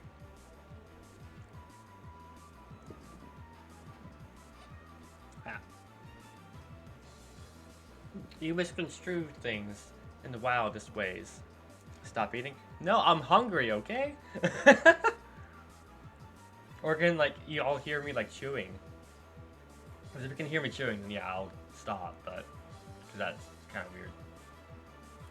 They slung insults at each other and looked like they were ready to tear into each other at any second.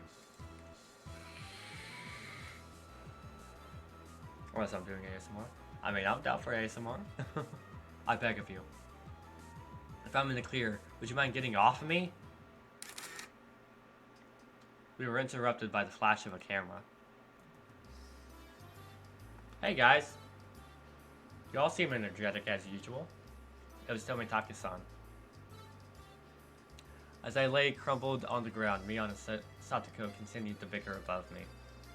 Rika-chan was patting me on the head and Rena was still in cute mode.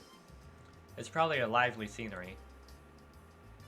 It's a fine evening indeed, although it's rather poor etiquette to photograph a lady without her permission. Oh, that's right. At least you don't really need Satoko's permission. Huh? Satoko dug her heel into me. Good evening. Ah, you're heading back tomorrow, aren't you? Were you able to take lots of good photos? Thanks to you, I got plenty of good shots. Tonight's the last we can see tonight's the last we can see old Tomitake-sama, isn't it? It's such a shame. Hurry up and have your major breakout soon. Just as rude as ever, aren't you? I really am sad I won't be able to hear that voice of yours for almost half a year. Be sure to have as much fun as you can tonight. You'll be back in Tokyo tomorrow after all. That's true. It'll be another 6 months until I can enjoy another night where I can see the stars. Tomitake-san looked up at the night sky cheerfully. At that moment, even though he was smiling, I sensed a bit of sadness. Why don't you move here, Tomitake-san? And Hinamizawa. Tomitake-san was speechless. It's not very convenient here. No shops or recreational spots. There might not be anything really here, but you know. Everyone knew what I was trying to say. Tomitake-san was also well aware. So Rena and Mion, Satoko and Rika-chan, none of them butted in. I've only been here for less than a month, so I don't really know everything about it. Normally I'm a really talkative guy, but in situations like this, I'm at a loss for words. Even though all this was happening in such a boisterous setting, I felt like all the background noise was fading into the distance. This place is probably... Tomitake-san rested his hand on me gently, silencing me. Thank you. Keiichi-kun, Mion-chan and Rena-chan, Satoko-chan and Rika-chan. Tomitake-san's smile was so slight it looked as if it was going to crumble at any minute, but it was warm. I also think it would be great if I could live here. Those might have been cruel words coming from a kid who didn't need to worry about working to feed himself. A hand touched my back. It was Rena. Keiichi-kun, you shouldn't pick on adults. It's not nice. The background clamor of the festival returned. We won't be seeing him for a while after all. We need to make sure Tomitake-san also enjoys tonight. When Rena smiled, the mood instantly got brighter. That's true. I think I'll just do that. I'll do just that. Ah, hey, Michan. How about it? Can we let Tomitaka-san in our club activities? That's a great idea. Or so I thought, but Mion had a snobbish look on her face. One of the requirements for membership is residence in Hinamizawa, you see. Come on, Michan, just for today. Don't be mean. Well, he does come around often every year. I'll make him an honorary citizen. Whoa! Yay! Now then, I wonder if this aged fellow will, well past his prime, will be a match for me. Let's have him show us the wisdom of a mature adult. Can he keep up with his young guns? Tomitaka-san stepped back slightly at her audacious grins. I, Minon Sonozaki, club president, do hereby authorize honorary citizen Tomitaka's entry into our club. Her words were quickly drowned out by our cheers. What do you mean by club? What our club does, you see, in order to cope with our complicated society, we perform various activities with various rules. Sometimes they are in your favor, and sometimes they work against you. I'm pretty weak, so I'd prefer you not single me out. Let's try to get along. If you wish to mock our childish games, then this will be the perfect opportunity. We'll leave you with nothing. We won't even leave you with hairs on your butt. So, it's a club where we play games together. Of course, Rika-chan was the only one to give an answer that made sense.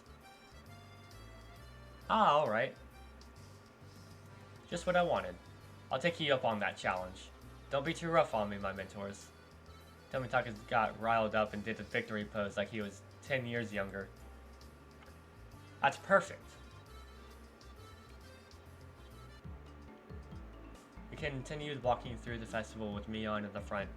Now we look like a family of 6. It had some intensity to it. Same rules as always. Loser will, of course, be subjected to a penalty. Tomitaka-san was a bit surprised, but to us it was just the same as always. Regardless of how terrible the penalty was. Just don't lose. Rudena was also brimming with determination. She didn't have any intention of losing. That's true. I tousled hiccups. Tousled Rudena's hair to lighten the mood. She giggled to hide her embarrassment. I see. This is what it means to feel like a kid again. Tomitaka-san whispered that to nobody in particular. At that moment, we heard an old man call out in a strong voice. Looking over, I realized it was the man Mion had greeted right before the festival. You're here, little Miss Sonozaki. Seems you brought quite the crowd. We came to eradicate your entire stall. His stall was a shooting gallery. It was the usual setup where you had to knock down the prize you wanted with a cork gun. The rules are simple. 3 shots. The winner is whoever gets the biggest prize. Everybody shouted their agreement. There was no need to consider how to win, since the conditions for victory was simply size. The biggest prize at the stall. It went without question. It was that one, wasn't it? Well, that teddy bear? Cute! Rudena was gazing longingly at the large stuffed animal. Hosted with 1 viewer. Hey, thank you for the host, my guy.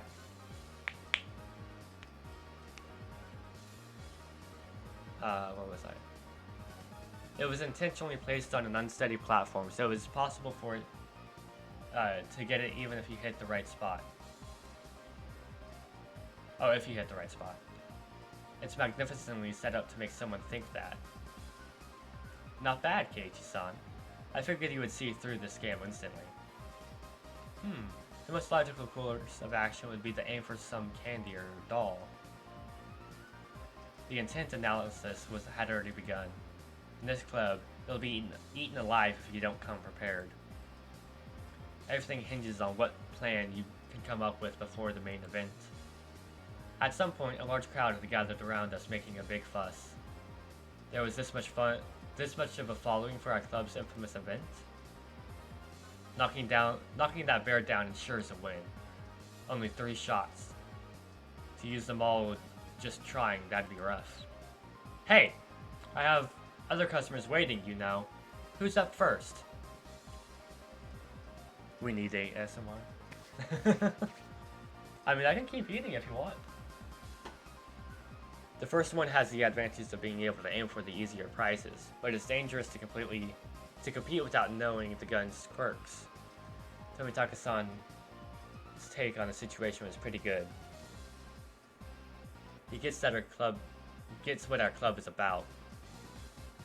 Well then, to be fair, how about using rock, paper, scissors to decide? How about it? That's really the only way. Rock, paper, scissors. After a couple of matches, it ended with me on being first. I didn't want to end up first. Ah well. I'll just think of it as a handicap, Gramps. Gun! Here you go! When the shooting range guy handed her a rifle, Mion looked it over intently. She didn't forget to check the cork bullet either. Okay. This gun is brand new, isn't it? No faults? Not bad. Mion raised the gun in one swift motion. It was completely different from her casual inspection. She was shooting from the hip. Fire! Reload. Fire! Reload. Fire! Flop. Flop plop. 3 candy boxes fell one after the other. A big hole. The crowd paused in a moment of awe and then erupted in cheers. Whoa! Awesome! That was quite good. Tomitaka-san was at a loss for words after seeing such shooting prowess. Amazing, Mi-chan. Three! Her accuracy was incredible. Her choice of targets wasn't bad either. The 3 Mion had gone after were fairly large and pretty easy to knock over. They were all targets with high return on investment. Who's up next? Satoko? Careful, the bullets are light. Next was Satoko. The rifle looked a bit big for her lithe body, but it didn't seem like she had any problem with the weight. Of course, I shall aim for the grand prize. She proclaimed that she was going after the teddy bear. Damn, Satoko, such a bold move. The moment she knocks it over, she's guaranteed to be in first. Good luck, Satoko-chan. Satoko was the opposite of Mion. She aimed at the target quite carefully and squeezed the trigger. Bah! These bullets are too light. The first 2 bullets struck the bear in the torso, but it only shifted a bit. You need to aim higher towards the head or it won't work. Satoko's 3rd bullet wasn't aimed at the bear, but at the candy box below its arm. I hate to say it, but it appears the bear is just too much for me. She went boldly after the big catch, but since she switched over to less impressive prey at the last second, the crowd only gave a strained laugh. Were they laughing because she lacked the courage? These fools know nothing. A fine attempt, Satoko. You've gotten better. The palm of Mion's outstretched hand went pump as it tapped lightly down on Satoko. She appeared to just be talking hot air, but this was actually completely calculated. Damn that Satoko. Just to avoid being in last place, she dared to switch over to an easy target. Without shame or honor. Magnificent! I'll allow you to take the bear, Rene-san. I pray for your victory. Okay. Thanks so much, Satoko-chan. Oh, bear, so cute. You're watching this on your stream right now? Nice. How does that work? What?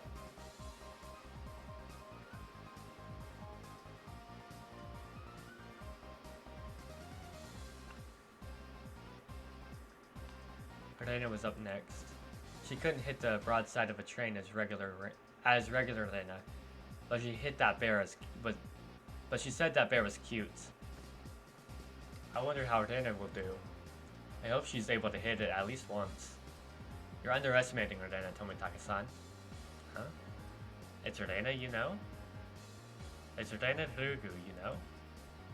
If it was to get that teddy bear... Whoa! Tomitaka-san wheeled around to see what all the commotion the spectators were making was about.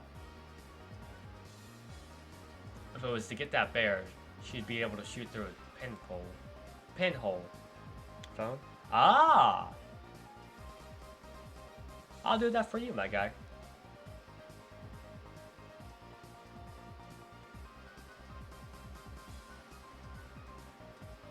If my phone will load. Okay, there we go.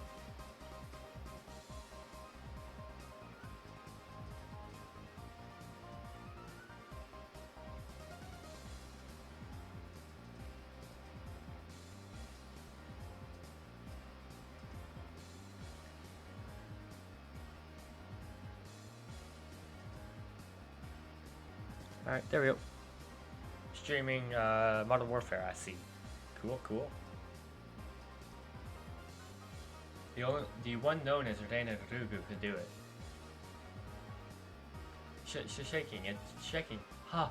Cute! Reina couldn't hide her excitement over the bear's slow rocking. Now Reina couldn't lose. Not bad, Reina-san. The less collected you become, the stronger you get. Whoa! Another big cheer. Rena's bullet hit the bear's forehead again. Not enough. The bear seemed to wobble more than before. But it might not be possible. You never know. With Rena's skill, it might be. While Tomitaka-san was just as excited as the crowd, Rika-chan's analysis was not swayed by emotion. There you go. Aight, peace. If Rena had 10 more shots, she could surely knock it over. But it was just one more. No matter how you looked at it, no go. Ow! The crowd let out a dejected groan. I think? I guess? She had shot her right in the forehead 3 times. It was a bit late, but they gave her a good round of applause for the attempt. Ha, Bear-san, take him home, ha. She should be praised for her valor, but she had no trophies to show for it. Then at that moment, the old man flicked one of the candy boxes with his finger and handed it to Irena. This for you, little lady. Huh? You're giving this to me? Huh? The gods wouldn't forgive me if I'd let you go home empty-handed after such a display. There was another shower of applause. Irena burned bright and I pulled her back to us by her hand. You did a good job. Your cute mode really surprised me. Ha. I really wanted to Mr. Bear. Huh.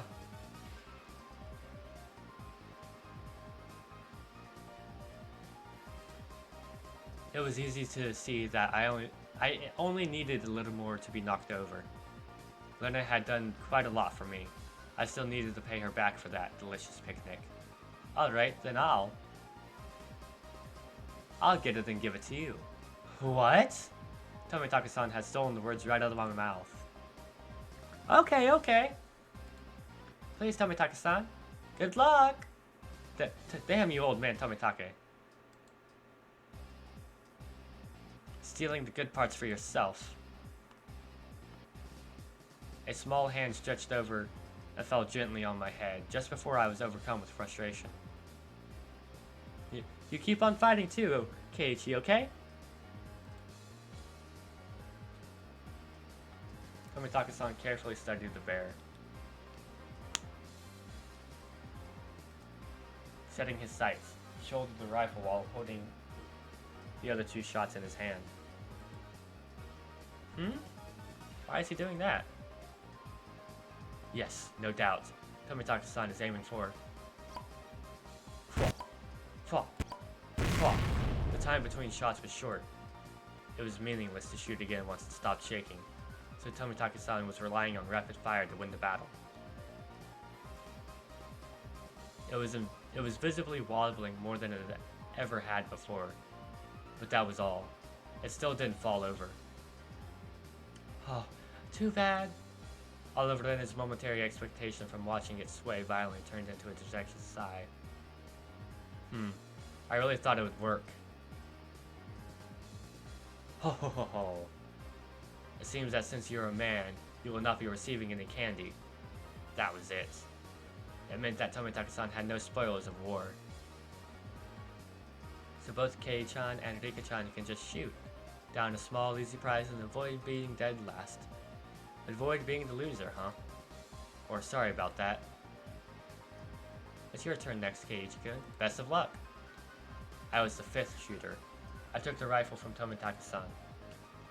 If I took the ruthless route, as Mion had suggested, I'd go for a small target. Except, when I picked up the rifle, I definitely got a feeling from it. It was burning passion! Passed down to me by Tomitaki-san. Ah.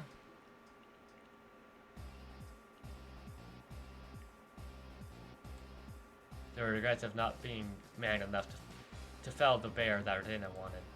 Yes, that's right. If I didn't aim for the bear, then I wouldn't be a man.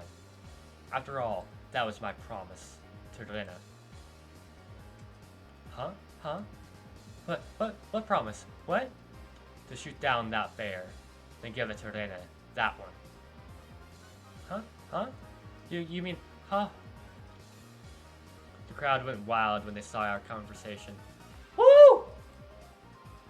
Cool on chan! You got balls, man! That's not it. 5 men from... That's not it, 5 men of the crowd. If I didn't do this, then Rena might mug the whole man. The old man running the stall on his way home. No, that's not it. That's not it at all. Why can't I just express my honest feelings? Keiichi-san surely likes to talk, or talks the talk, but how do you actually intend to bring down the bear? Rena and Tomitaki-san's shots did make it tilt a bit, but I think finishing the job will be difficult. Keiichi-kun, if only there was some way to shoot faster, I'd be able to pile more power on the sway from each hit. Good luck, Keiichi-kun. After taking 2 deep breaths, I shouted over the guy. 2 more rifles. Huh? The crowd murmured amongst themselves. I wonder what Keiichi-san is up to. One person can't handle 3 rifles at once. I get it. Nice thinking, Keiichi-san. Mion was able to figure out magnificently. Basically, what was taking the most time was reloading the shot.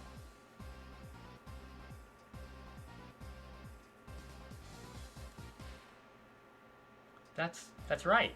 Then, by putting 3 preloaded rifles next to each other, Tomitaki-san went silent, peering at me, and the bear through his lens.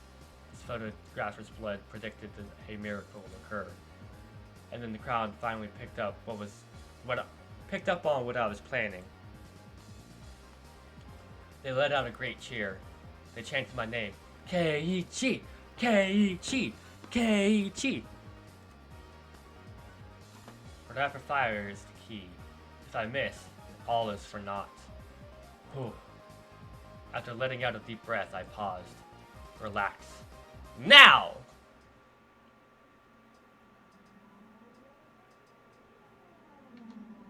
That moment, it felt like time itself had stopped. I felt like I could see the trajectory of the bullets. Hit it. And knock it down. The first shot hit the bear on his head. The second. The third. The bear swayed hard. And then...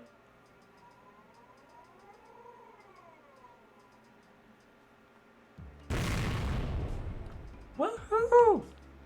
Oh.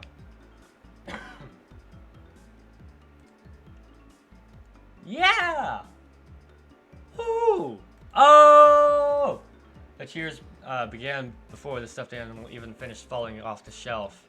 The guy caught it before it hit the ground and tossed it over to me. You actually knocked it over. You got me. Amazing! Congratulations, Keiichi-kun. Keiichi-san has finally learned how to use his head. I see you in a slightly better light now. I didn't do it all by myself. Everyone hit it and those small bits together brought it down. This trophy belongs to all of us. Right. This is from all of us working together.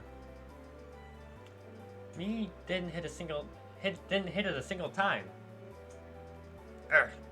After holding up the teddy bear like it was a championship trophy, I handed it to Rena.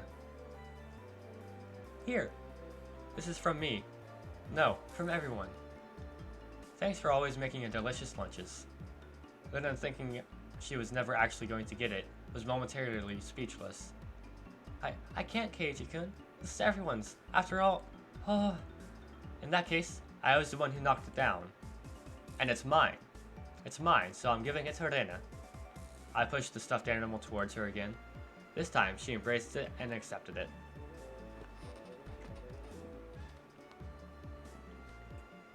You've watched out for me ever since I moved here, after all. I'm really grateful to you see. Thanks a lot. Oh. Keiichi-kun. Thank you so much. Rena dove at me.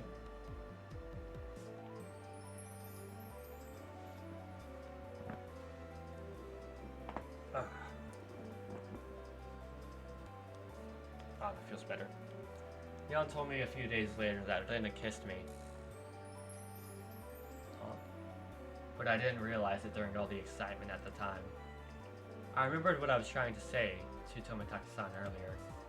There really isn't much of anything here, but there are lots of things you can't find anywhere else.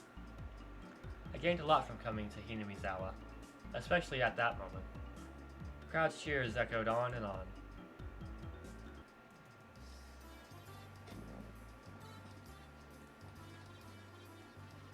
From the altar set up in front of the shrine, the drums sounded with a booming echo.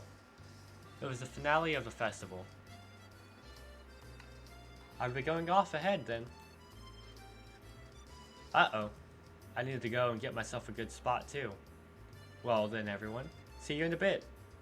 Both Rika-chan and Tomitaki-san gave their farewells and disappeared into the crowd. I wish both of you the best in your endeavors. Now, shall we be off? Yeah, might as well go see Rika-chan's charming figure. Let's go. Yeah. Huh? Where's Rena? What are you doing? Keiichi-kun! Mii-chan! Save me! Since she was carrying such a ridiculously large stuffed animal, she was being carried by the flow of people. What is she doing? She must have her hands full taking care of that bear. Rena's in your care, Keiichi. Or Kei-chan. I have my hands full taking care of Satoko. Who would want to be looked after by you, Mion-san? Ouch! Please don't pull on my arm. Before losing sight of Mion, I grabbed the back of Rena's collar. Keiichi-kun, not there. Don't grab me there. Always so bossy. Where can I grab then? Haha. I didn't feel ashamed at all. Rena was ashamed enough for the both of us. I grabbed onto Rena's hand and dashed after Mion and the others. We're gonna be late. Let's hurry up. Yeah. I hadn't realized Rena's hand was so delicate. Maybe she needed a bit more exercise and nutrition? That wasn't what I meant, not at all. My ears burned. I tried to keep calm. I repeated the phrase, "Keep it together, mate, Keiichi Marubata," in my head, but it didn't look like I would be able to anytime soon. I really didn't want Rena to see my face right then, so I pushed onwards, dragging her along without looking back even once.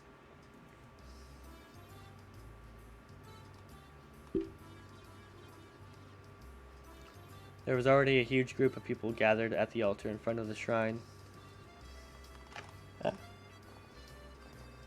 fire at the altar made it as bright as midday and just as hot. There was a pile of futons warded and sanctified, with sanctified rope in front of the altar.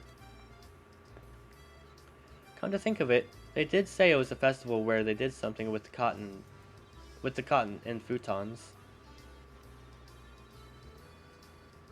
Keiichi-san? Rena-san? We're over here. Satoko waved her hand from the front row.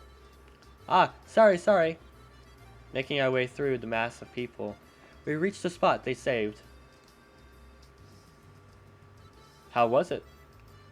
Were you able to have a little bit of excitement with Lorena? You punk. So that's what your plan was. Instead of replying, Mion gave us a perverse grin. How was it, Lorena? Was Kei-chan's hand bigger than you thought it would be? Ha! Lorena turned bright red, puffs of steam shooting out of her. I heard something slice through the air and turned around to see Mion on the ground with a welt on her face. Mion, when were you hit? Between the ha and o of her hull, I think. Lorena, it's not good to punch your friends to hide your embarrassment. I didn't hit her, but whatever. Oh. Thump. The thunderous beat of the drum echoed, silencing the crowd. You must all be quiet. It's beginning. It was a solemn ritual. Rika-chan entered dressed as a shrine maiden, followed by members of the municipal committee. The elders all looked at Rika-chan and clasped their hands in praise. Yeah. The only thing allowed to disturb the profound silence was the flash from Tomitaka-san's camera. What's the big thing Rika-chan is holding? A hoe that's used for this festival. It's a sacred farming tool that only the shrine maiden may touch. It was an awkward shape for a piece of farming equipment, not common for something used in rituals. After reciting a Shinto prayer, Rika-chan approached the pile of futons gathered at the altar.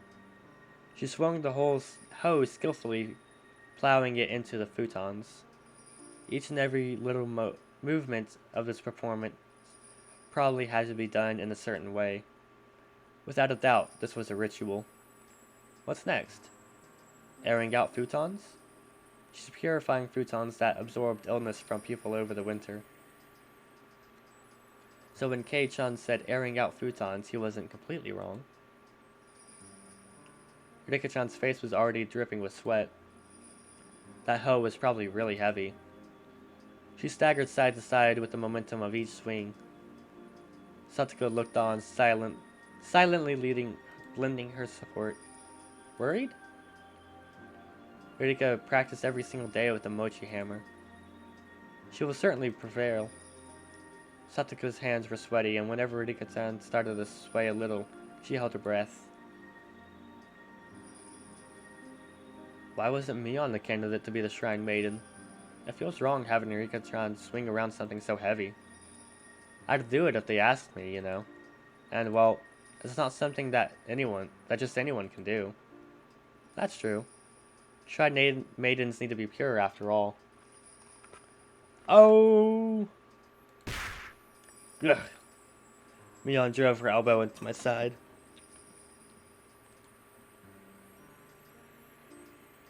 With the thud of the big drum, Rika-chan gave a solemn bow and descended from the altar. That triggered a round of generous applause. After the Shinto priests had raised up the cleansed futons like a portable altar, all the spectators stood up. Following after the priest, we all marched on at a moderate pace. They descended the shrine's giant stairs in a line. What's happening now? Washing the futons in the river? Watanagashi means setting cotton adrift, you know. The procession continued right up to the bank of the stream. The fire stoked high, and it was bright as day here, too. People started crowding around it and clamoring. Alright, get in the line. Line up, Keiichi-kun. I wondered what was up. Maybe we'd got some whole wine? Or holy wine? Red and white bun beans? Or bean buns? Fucking hell. It's not food. I said it was cotton. Ah, but of course. They didn't call it the Watanagashi for nothing. I finally understood. The municipal committee members pulled out the cotton from inside the futons and balled it up like mochi, handing it out to people. Renana dove into the line and brought out some for me as well. We then proceeded to the bank of the stream. Since it's your first time, Keiichi, just copy what I do. She held the cotton in her right hand and waving her hand as if to purify it, she touched it to her forehead, chest, navel, and both thighs. You do this 3 times and silently give thanks to Oyashiro-sama. Oyashiro-sama? What's that? The name of the shrine's god? Yes, it's the guardian deity of Hinamizawa. It brings about both miracles and curses, so you must be sure to show respect. That sounds like a pretty frightening god. But, well, when in Rome. I was officially a resident of Hinamizawa now, after all. Doing as Rena showed me, I touched the cotton over myself 3 times. Thank you, Oyashiro-sama. Thank you, Oyashiro-sama. Oyashiro-sama. This way, all the evil that possesses you is sucked up by the cotton. Then you let it gently drift away on the stream when you're done. Together, Ren and I set our pieces of cotton afloat on the surface of the water. The flowers of cotton blooming in the winter had sucked out all the evil festering in the Hinamizawa and drifted off, disappearing into the distance. It was wonderful, like those floating lantern festivals I'd seen on TV. The best part, though, was feeling like this rite of passage had made me a true resident of Hinamizawa. Dope.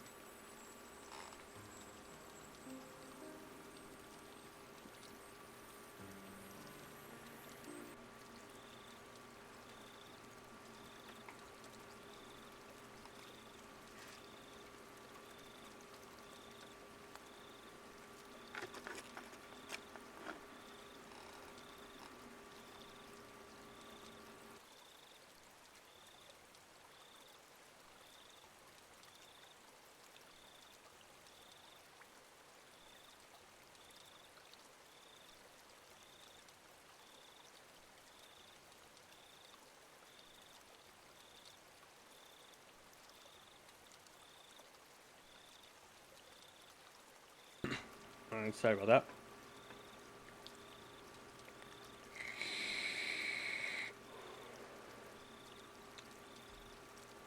that. While staring off into the stream, I somehow got separated.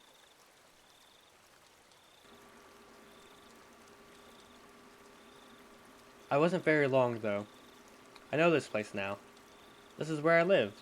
My home. It's probably better if I just stay here instead of wandering around aimlessly.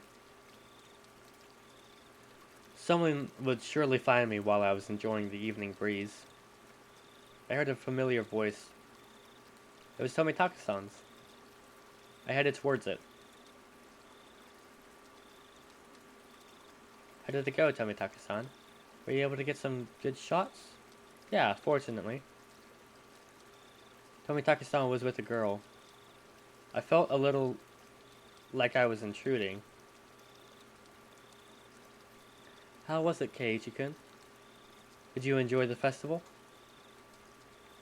From the way she spoke, it seemed like she was a resident of Hinamizawa. I really should try harder to remember people's faces around here. What was her name? Well, it was fun. My face must have given away how desperately I was trying to remember her name, but she gave a lighthearted chuckle. It's probably because it hasn't been long enough. It hasn't been long since you moved here. It's pretty hard to believe, seeing how friendly you've gotten with the other kids. If that's how it looked, it was probably all thanks to Rena and Mion. Perhaps you feel more like a resident of Hinamizawa after taking part in the festival today? I wonder about that. Oh, that's not like you. I tried to get used to Hinamizawa. But there were still plenty of things I didn't know. The faces of people I'd meet, for example. Things that had happened in the past as well. Oh, you're feeling left out because of something like that? It's not something so much as a feeling left out. It's just I'm not sure how to say it yet. That incident at the dam construction site, the fighting over it and other conflicts. That terrible incident, they pretended they didn't even know about whenever I'd brought it up.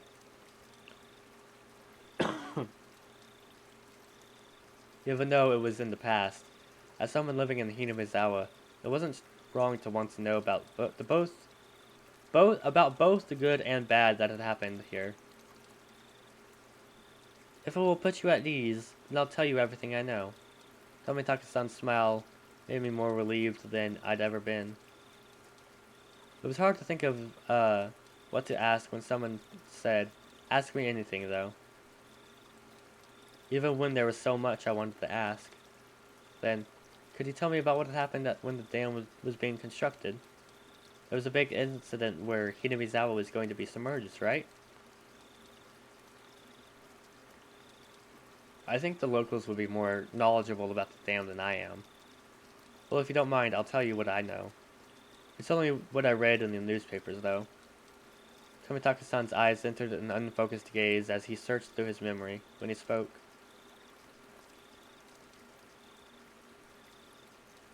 The decision to start the dam project was finalized 7 or 8 years ago. I heard it was the next big major project after Kurobe. There were 3 major issues in Japan at that time: improving inter-island transportation infrastructure, meeting the higher demands for electricity, and flood control. There was a boom of dam buildings due to the massive economic stimulus they provided on top of generating electricity and flood control. Hinamizawa had the right conditions to support dam construction, so it was singled out. The dam reservoir would have covered quite a lot of ground when it was completed. The entire area right up to Yago, Yagaoichi, Yagoichi, Yagoichi, way upstream, would be underwater. But why do they have to pick a populated area like Hinamizawa? Couldn't they have just instead picked a place where nobody lived? I'm not really sure why, but I heard that it was just the right terrain for building a dam. Of course, there were protests here in Hinamizawa. Rika-chan had said there was a battle. From that choice of words, I had to guess things had turned violent.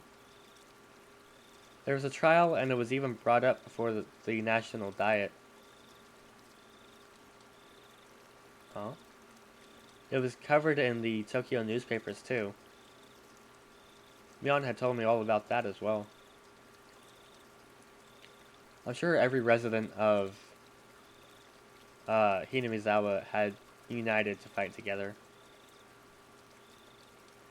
The feeling of solidarity found here, which could not be expressed properly with mere words, was likely brought about by that battle. As a result, bribery and scandals were brought to light. As things got more and more complicated, they eventually halted construction. I wanted to know. Now was my only chance to ask. It was certainly a bizarre incident that boys my age would be curious about.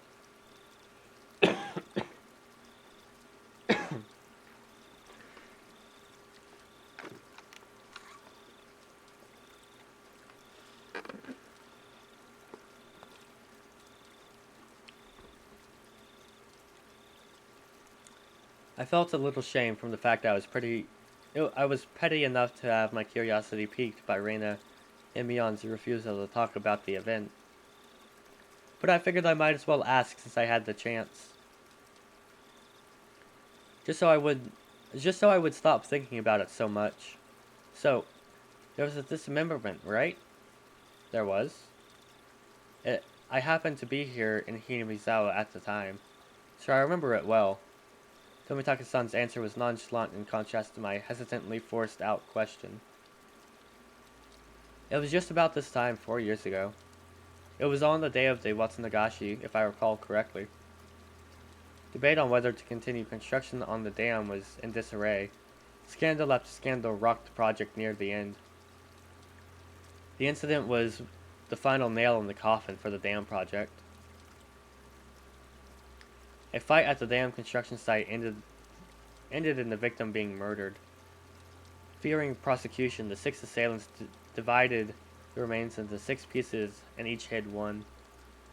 5 of the 6 criminals turned themselves in out of guilt, but one was still on the run. The right arm hidden had yet to be found. The major details lined up with what was in the tabloid I'd read earlier. It was certainly a tragic incident, but it wasn't so terrible that Rena and Mion needed to hide it from me. I guess they didn't want someone who just moved here to have a negative impression of Hinamizawa. I felt grateful for having friends who worried so much about me, as well as shame for still being so interested in it. It was near the end of all the trouble with the dam, you see, so everyone was saying that it was Oyashiro-sama's curse. Oyashiro-sama's curse? Huh. Oyashiro-sama was the name of the god at the shrine that held the festival today, if I recall correctly. I see. I'm getting, really hungry, so I may let this part, this chapter end, and, then that'll probably end the stream.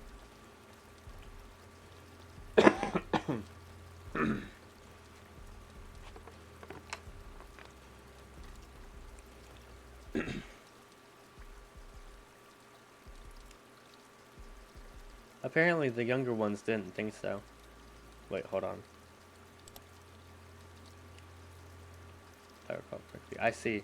The guardian deity rained divine punishment down on the evil dam construction for trying to flood Hinamizawa. Ah. Apparently the younger ones didn't think so, but it seemed the elderly in the village never doubted that it was Oyashiro-sama's curse. The woman with Tomitaka-san said it with a mischievous chuckle. Tomitaka-san began laughing with her. It was so infectious I ended up laughing as well. But I wonder about now. There are quite a few, I think, amongst the youth too. A few what? People who believe in Oyashiro-sama's curse. The woman's lips were still curled into a smile, but her expression turned stern. Then after that, it continued every year. Always around this time. Continued? What continued? Tomitaka-san paused for a second, as if to build up some suspense. Then he whispered to me, as if someone might have been listening. Every year on the day of Watsunagashi, someone dies. The year following the dismemberment, on the day of Watsunagashi, a man from Hinamizawa who had supported the dam fell off a cliff, overlooking some rapids, and died while he was on vacation. Unfortunately for his wife, the body was never recovered. He supported the dam construction site even though he lived in Hinamizawa. At the time, there were whisperers among the elderly saying it was Oyashiro-sama's curse. The woman chuckled mischievously again. Then, the next year, the night of Watsunagashi, the shrine Shinto's priest died suddenly from an unknown illness. His wife drowned herself in the bog that night. God, my throat's about to give out.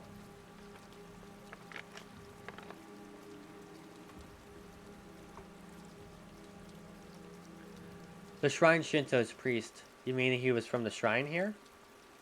The woman nodded. There was a rumor amongst the villagers that they weren't able to quell Oyashido-sama's curse. Then the year after that, again on the night of the Watanagashi, they discovered the battered body of a local housewife. Housewife? Up until now, all these mysterious deaths were people involved in the dam or they had connections to it with Oyashiro-sama. With that in mind, could the housewife have been involved in some way too? Exactly, the woman stated slyly. No, it was more menacingly. One of the victim's relatives, you see, was connected to the younger brother of the dam supporter who fell to his death 2 years before. The younger brother is still alive, it seems. Wait. One of the victim's relatives, you see, was connected to the younger brother of the dam's. Okay. That seems like a pretty loose connection, if I'm getting that correctly. So, one of the victim's relatives was connected to the younger brother of the dam supporter who fell to his death 2 years before.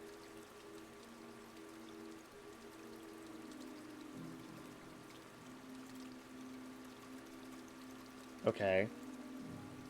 I don't know. The younger brother is still alive, it seems, but it did bother him quite a bit, so he moved to the neighboring town. For a while, I stood there with my mouth agape. The battle over the dam construction with Hinamizawa's future at stake, and the murder at the center of it all. That was all I knew, and that was all I wanted to ask about. But that wasn't all there was to the story. Homicide, body disposal, accidental deaths, terminal illness, suicide, fatal beatings. I'm a pretty level-headed person. I don't really want to believe in curses. But the freakish deaths happened every year on the day of the Watanagashi, and all of them were related to the dam construction.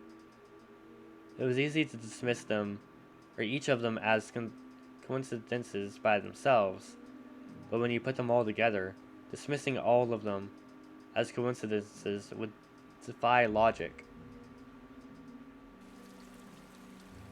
I don't believe in curses, but every single year on the day of Watanagashi, somebody or something makes it happen without fail. The woman chuckled again, as if she picked up on what I was thinking. I felt like she was saying, maybe there was. Maybe we frightened him. Stuff like that. I felt embarrassed at being read so easily. I pressed Tomitaka-san to continue, a bit of impatience and irritation in my tone. Then? So someone died the next year, right? Who was at that time? I wonder. Who do you think, Keiichi-kun? The hell? The way he said it didn't agree with me. The sarcastic tone ticked me off. Don't avoid the question, I'm serious here. Hey, calm down, Keiichi-kun. I realized when she tried to calm me down that I'd been panicking. We aren't trying to avoid the question, Keiichi-kun. It's just, when you say the next year, that's today. When she hesitated to say it, Tomitaka-san finished for her. I broke into a cold sweat. I really didn't like the direction this was headed. Nobody wants to speak of it. They all think it's going to happen again tonight. The festival was so cheery, though. Well, the victims last year was the housewife. She was a non-believer. Turns out she didn't even attend the Watanagashi's festival. There was a rumor going around that if you didn't participate in the festival, you would incur Oyashiro-sama's wrath. Didn't you hear anything about this, Keiichi-kun? I have never heard a whisper of that rumor.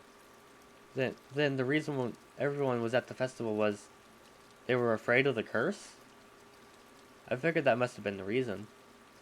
There were a lot more people at the Watanagashi than usual. I guess everyone was just afraid after all of Oyashiro-sama's curse.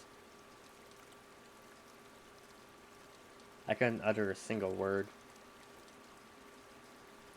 In this modern age, where we've made progress in all scientific fields, shedding light onto the unknown and misunderstood, where black and white televisions has been eradicated and we've sent men to the moon. Even with all our accomplishments, this can exist in modern society? Tons of innovations were sent out to our neighboring towns' youth groups to help pad the numbers, but after that string of events, people decided to join, or few decided to join. The municipal community members were complaining about how hard it was to gather participants. Also, the police are treating each case as isolated. They don't believe they're connected. They're trying to keep it quiet, so it's all plainclothes officers. It finally began to dawn on me why Reina and Mion were reluctant to talk. If nothing happened during this Watanagashi, everything would have been over with it, and I'd been none the wiser. If nothing happened, all would be well. In that case, it would all end up being just crazy talk. I should have just pretended like I knew nothing from the beginning. Then they wouldn't have had to act like nothing happened. And we would have all gotten back to our life as usual. Maybe it was just too much for him after all. The woman ran her fingers through her hair as she sighed. No, it wasn't. Not at all. I had tried to act strong, but that just served to emphasize how much the information had unsettled me. After seeing how I looked, Tomitaka-san appeared to regret saying anything. Letting out a sigh, he then spoke, forcing an awkward, upbeat demeanor. Keiichi-kun, surely you don't believe in such things as curses? Well, no. If the causes of all the crimes were unknown, with the participants and their methods all mysteries, then I would think it's the work of a curse. But that's not how things are in reality. The police are investigating the evidence and suspects to uncover the truth. Hearing him say police made me feel a lot better. It was perfect for repelling the word curse. She's sexy. Hey, welcome back. I guess. The first one, the dismemberment, for example. I told you, didn't I? All about one of the perpetrators were arrested. It's only a matter of time for the last one. The motive turned out to have been an argument they had while intoxicated. That's no curse. Don't you agree? That was true. If it didn't happen on the day of the Watanagashi, then I wouldn't think it was related to the curse at all. The accidental death of the man who supported the dam is the same. He was in a position that made others hate him. The police made a point of investigating from that angle. They concluded it was an accident, not foul play. They both happened on the same day of the festival, right? Just think about it, Keiichi-kun. Do you think people with lots of enemies here in Hinamizawa could participate easily in a local festival? It would be especially hard for them to be around during the Watanagashi. So they probably left Hinamizawa intentionally around this time of the year to travel, don't you think? It's a very clever explanation, but I sort of understood that what Tomitaka-san was getting at. So I pressed on earnestly, asking even more questions so that I could convince myself. Then Tomitaka-san, what about the priest who died after that? The one who, with the unknown illness. That also happened on the day of the festival. It's even easier to explain what happened to the Shinto priest. The Watanagashi is a really big event that happens once a year. It was probably from all the built-up stress, or it may have been caused by a pre-existing condition. But it was an unknown illness. It's hard to believe something with an unknown cause could exist with all the advances in medicine. It's just an exaggeration. Rumors making rumors. Anyone would get worked up over having incidents happen 2 years in a row. The sudden death is quite unnatural, though. Of course, the police ordered an autopsy because of the strange way he died, but wasn't enough for them to open a full investigation, you know? Turns out it was just a sudden death due to illness. The priest's wife committed suicide, correct? What about that? I believe I already explained that. Everyone was shaken up by the incidents happening for a third year. Those who are strong faith were quick to believe that it was the work of the curse. Of course, that included the priest's wife. Apparently, they found a suicide note that said something like, "My death will quell Oyashiro-sama's anger." Well then, how about the next incident with the housewife? That happened on the day of the Watanagashi too. The perpetrator has already been caught and the case has been closed. Turns out it was just some nut job trying to continue the legacy of the Hinamizawa curse. Then what about the incident the next year? Oh yeah. This year was the next year. Tomitaka-san gave a hearty laugh. Nothing will happen. Not this year. There was never a curse to begin with. It's just that a group of people believed it was the explanation for a string of coincidences. My internal computer finally got itself back on track. I felt a bit embarrassed by how childish I'd become after losing control and panicking. I can see very clearly now that Keiichi-kun really does love Hinamizawa. Even if Oyashiro-sama's curse doesn't actually exist, Keiichi-kun couldn't bring himself to believe that such a thing existed. I felt very relieved. I should probably just forget everything I heard tonight. I'll greet Reina and Mion tomorrow with the same smile as always. They'd probably also like tonight to end without incident, so they can continue on tomorrow without having worried me. Perhaps seeing my change in attitude, the woman who had been listening in stretched as she got up from the rock that she was sitting on. Well then, I should be getting back. Goodness, I think I may have gone on a bit too long. There were so few people compared to the crowd from before. I could only make out a few groups of families enjoying the cool evening air. I looked up at my watch. It seemed we'd talked for the better part of an hour. Didn't you come along with your friends, Keiichi-kun? Not going back for them? Or not going to look for them? Oh, yeah. They might all be looking for me. You're quite the scoundrel, making the girls look for you. See you, Keiichi-kun. Have a nice night. You too, Jiro-san. I'll see you in a bit. Jiro. Tomitaka-san seems to be quite the scoundrel himself, so his name is Jiro. Oh, is it? She's talking, so that's his name. Jiro Tomitake. Jiro Tomitake. After dusting off her backside, she disappeared into the crowd of people still busy cleaning up the shrine grounds. How much more? 20 minutes, maybe? Either the end of this chapter or 20 minutes, whichever comes first. Keiichi-kun! So sorry! In her place, Reina came running over. I could see all the others behind her. Speak of the devil. My bad, Kei-chan. We got so caught up in discussion. I'd completely forgotten about them while caught up in my own conversation, so we were even. My, so Tomitaka-san was with you? This works out perfectly. We still had to settle the shooting gallery competition. Ah, that's right. So I guess I'm gonna end up dead last?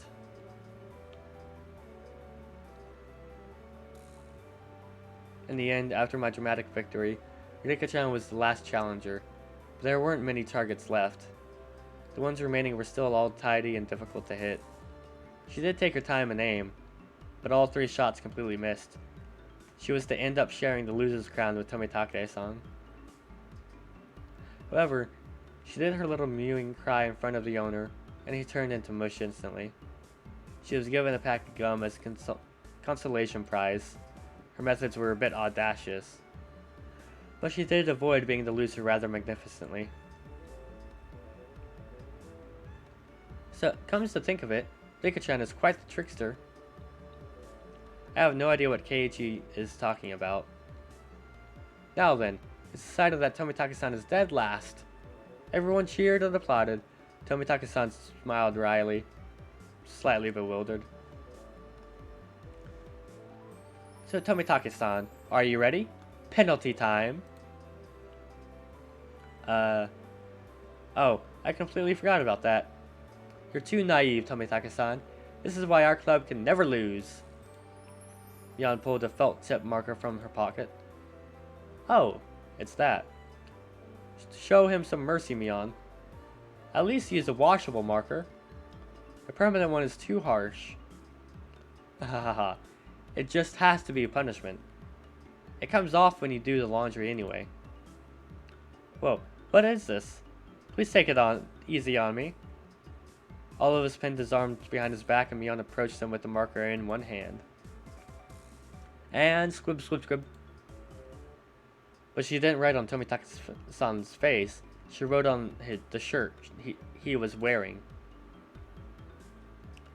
You better have your big break this year, Mion. Oh, you better have your big break this year, Mion. Rena took up the marker next. Show me your photos next time, okay? Rena. It was a little heartwarming, and I just had to laugh. Haha, this is more like a farewell card than a penalty. Ho ho ho ho. I'm not as soft as the rest. I'll make sure this is a proper penalty. Ha ha ha. Dead last, Satoko. Try harder next time, Rika. Here you go, Keiichi-san. I couldn't decide what to write, but based on what kind of penalty this was probably the most appropriate. Come back and play again, Keiichi. Tomitake was silent the entire time. At first he was quite bewildered, but now he had a different look on his face. So I have to wear this all the way back to Tokyo as part of the penalty? Of course! You'd better wear it all the way back home. You can wear it when you come back. It would be nice. He appeared deeply moved. Embarrassment mixed with a wealth of other emotions made him turn bright red. Understood. I'll wear this next time I come here. I promise. Everyone cheered and applauded. It was the finest parting gift possible for a buddy heading out tonight. I saw the woman who was with Tomitake-san standing near the festival grounds. It seemed Tomitake-san noticed her too, and knew it was time to leave. Seems like your guest is waiting. Isn't it about time? Ah, yeah. That's right, it seems... Tomitake-san headed off towards her and seemed to apologize for making her wait. We all shouted stuff at Tomitake-san. Each time we did, he looked back and waved his hand. Eventually, he faded into the darkness of the night, out of sight. It was quite the casual farewell. This wasn't the first time any of us had seen someone off. They had done the same thing many times before. He's gone. Well, it's about time we take off. Too. Rika-chan had to stay behind with the other committee members, since they were having a meeting. Satoko was tagging along with her. I headed back home with the usual suspects.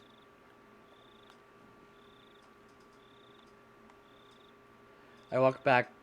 The walk back was quite lively, with talk of the day's war stories. Should have done this, should have done that kind of stuff.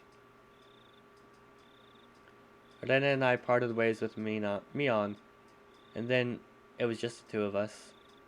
Then we got to my house and I parted ways with Rena as well. It's already pretty late. Are you alright by yourself? Yeah, I'm perfectly fine. It's close. I'm gonna run. Or I'm gonna run too. If you run into some weirdo, just yell. If someone does come, will you come and save me? Maybe, maybe. If I hear you. Oh, okay. I'll scream loud enough so you can hear me. Trying to give the scream, eh, Keiichi? I see ya. Merrily spinning her arms around that at high speeds, Lena dashed off. She was fine. In that mode, not even an adult could stand against her. Rena's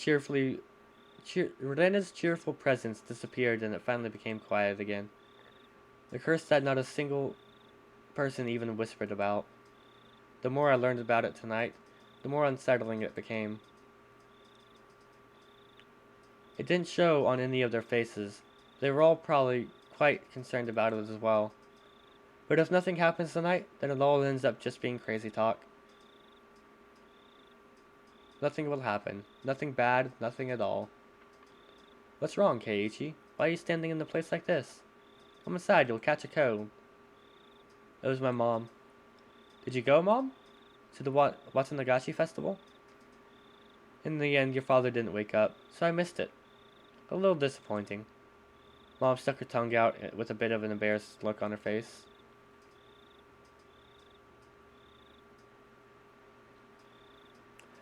Alright, there we go.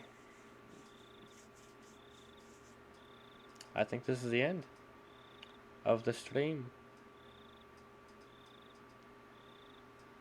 You have received new tips. Mrs. Hodges. Oh, that's a lot of tips.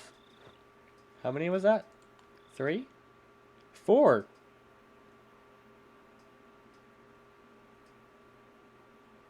Alright. Into chapter 6. Funny, that's where I wanted to be yesterday, but oh well. Alright. So as I said, I'm gonna go ahead and be ending the stream here. I like the idea of ending at certain like chapters and stuff. So this is also how I'm doing it for YouTube. I'm highlighting the chapters separately to post to the YouTube, just to make it a little easier to watch. Although I'm not doing that with Doki, because like I don't feel like there's any good, like ever any good like stopping points strictly. So those are just going up in full. But although I guess between yesterday's stream with this one and the start of this one, I don't really feel like trying to do some editing to figure out how to like stitch them together, but oh well. I guess that'll be like the one exception or something like that, I don't know. But alright, well, tomorrow I think I'll just stick with doing the Doki Doki in the morning and Hikurashi in the evening. But yeah, it's gonna be 9 a.m. to noon Central Time and 4 p.m. to 7 p.m. Central Time. I hope everybody has a good night, and peace out. Wait, no, live story? I can't right now, my throat's killing me and I'm hungry.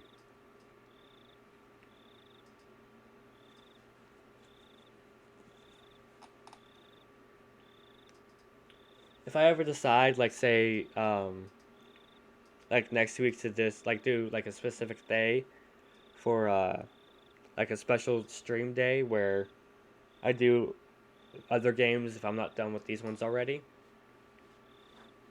like to break it up. I may do like, cause I'm really wanting to play the oh, I hit my mic. Sorry about that. I really wanted to play the DLC for Doom Eternal that came out. So, what I may do is probably in the morning I can do the live store, or like just a chill chat one, and then like later in the evening do my first attempt at playing Doom Eternal again after like, what, fucking months? I think it came out April or March of last year. It came out March. So, basically like 9 months ago. But yeah, it's been a while since I played. Anyways, it's time to end. Hope you all have a good night, and peace out.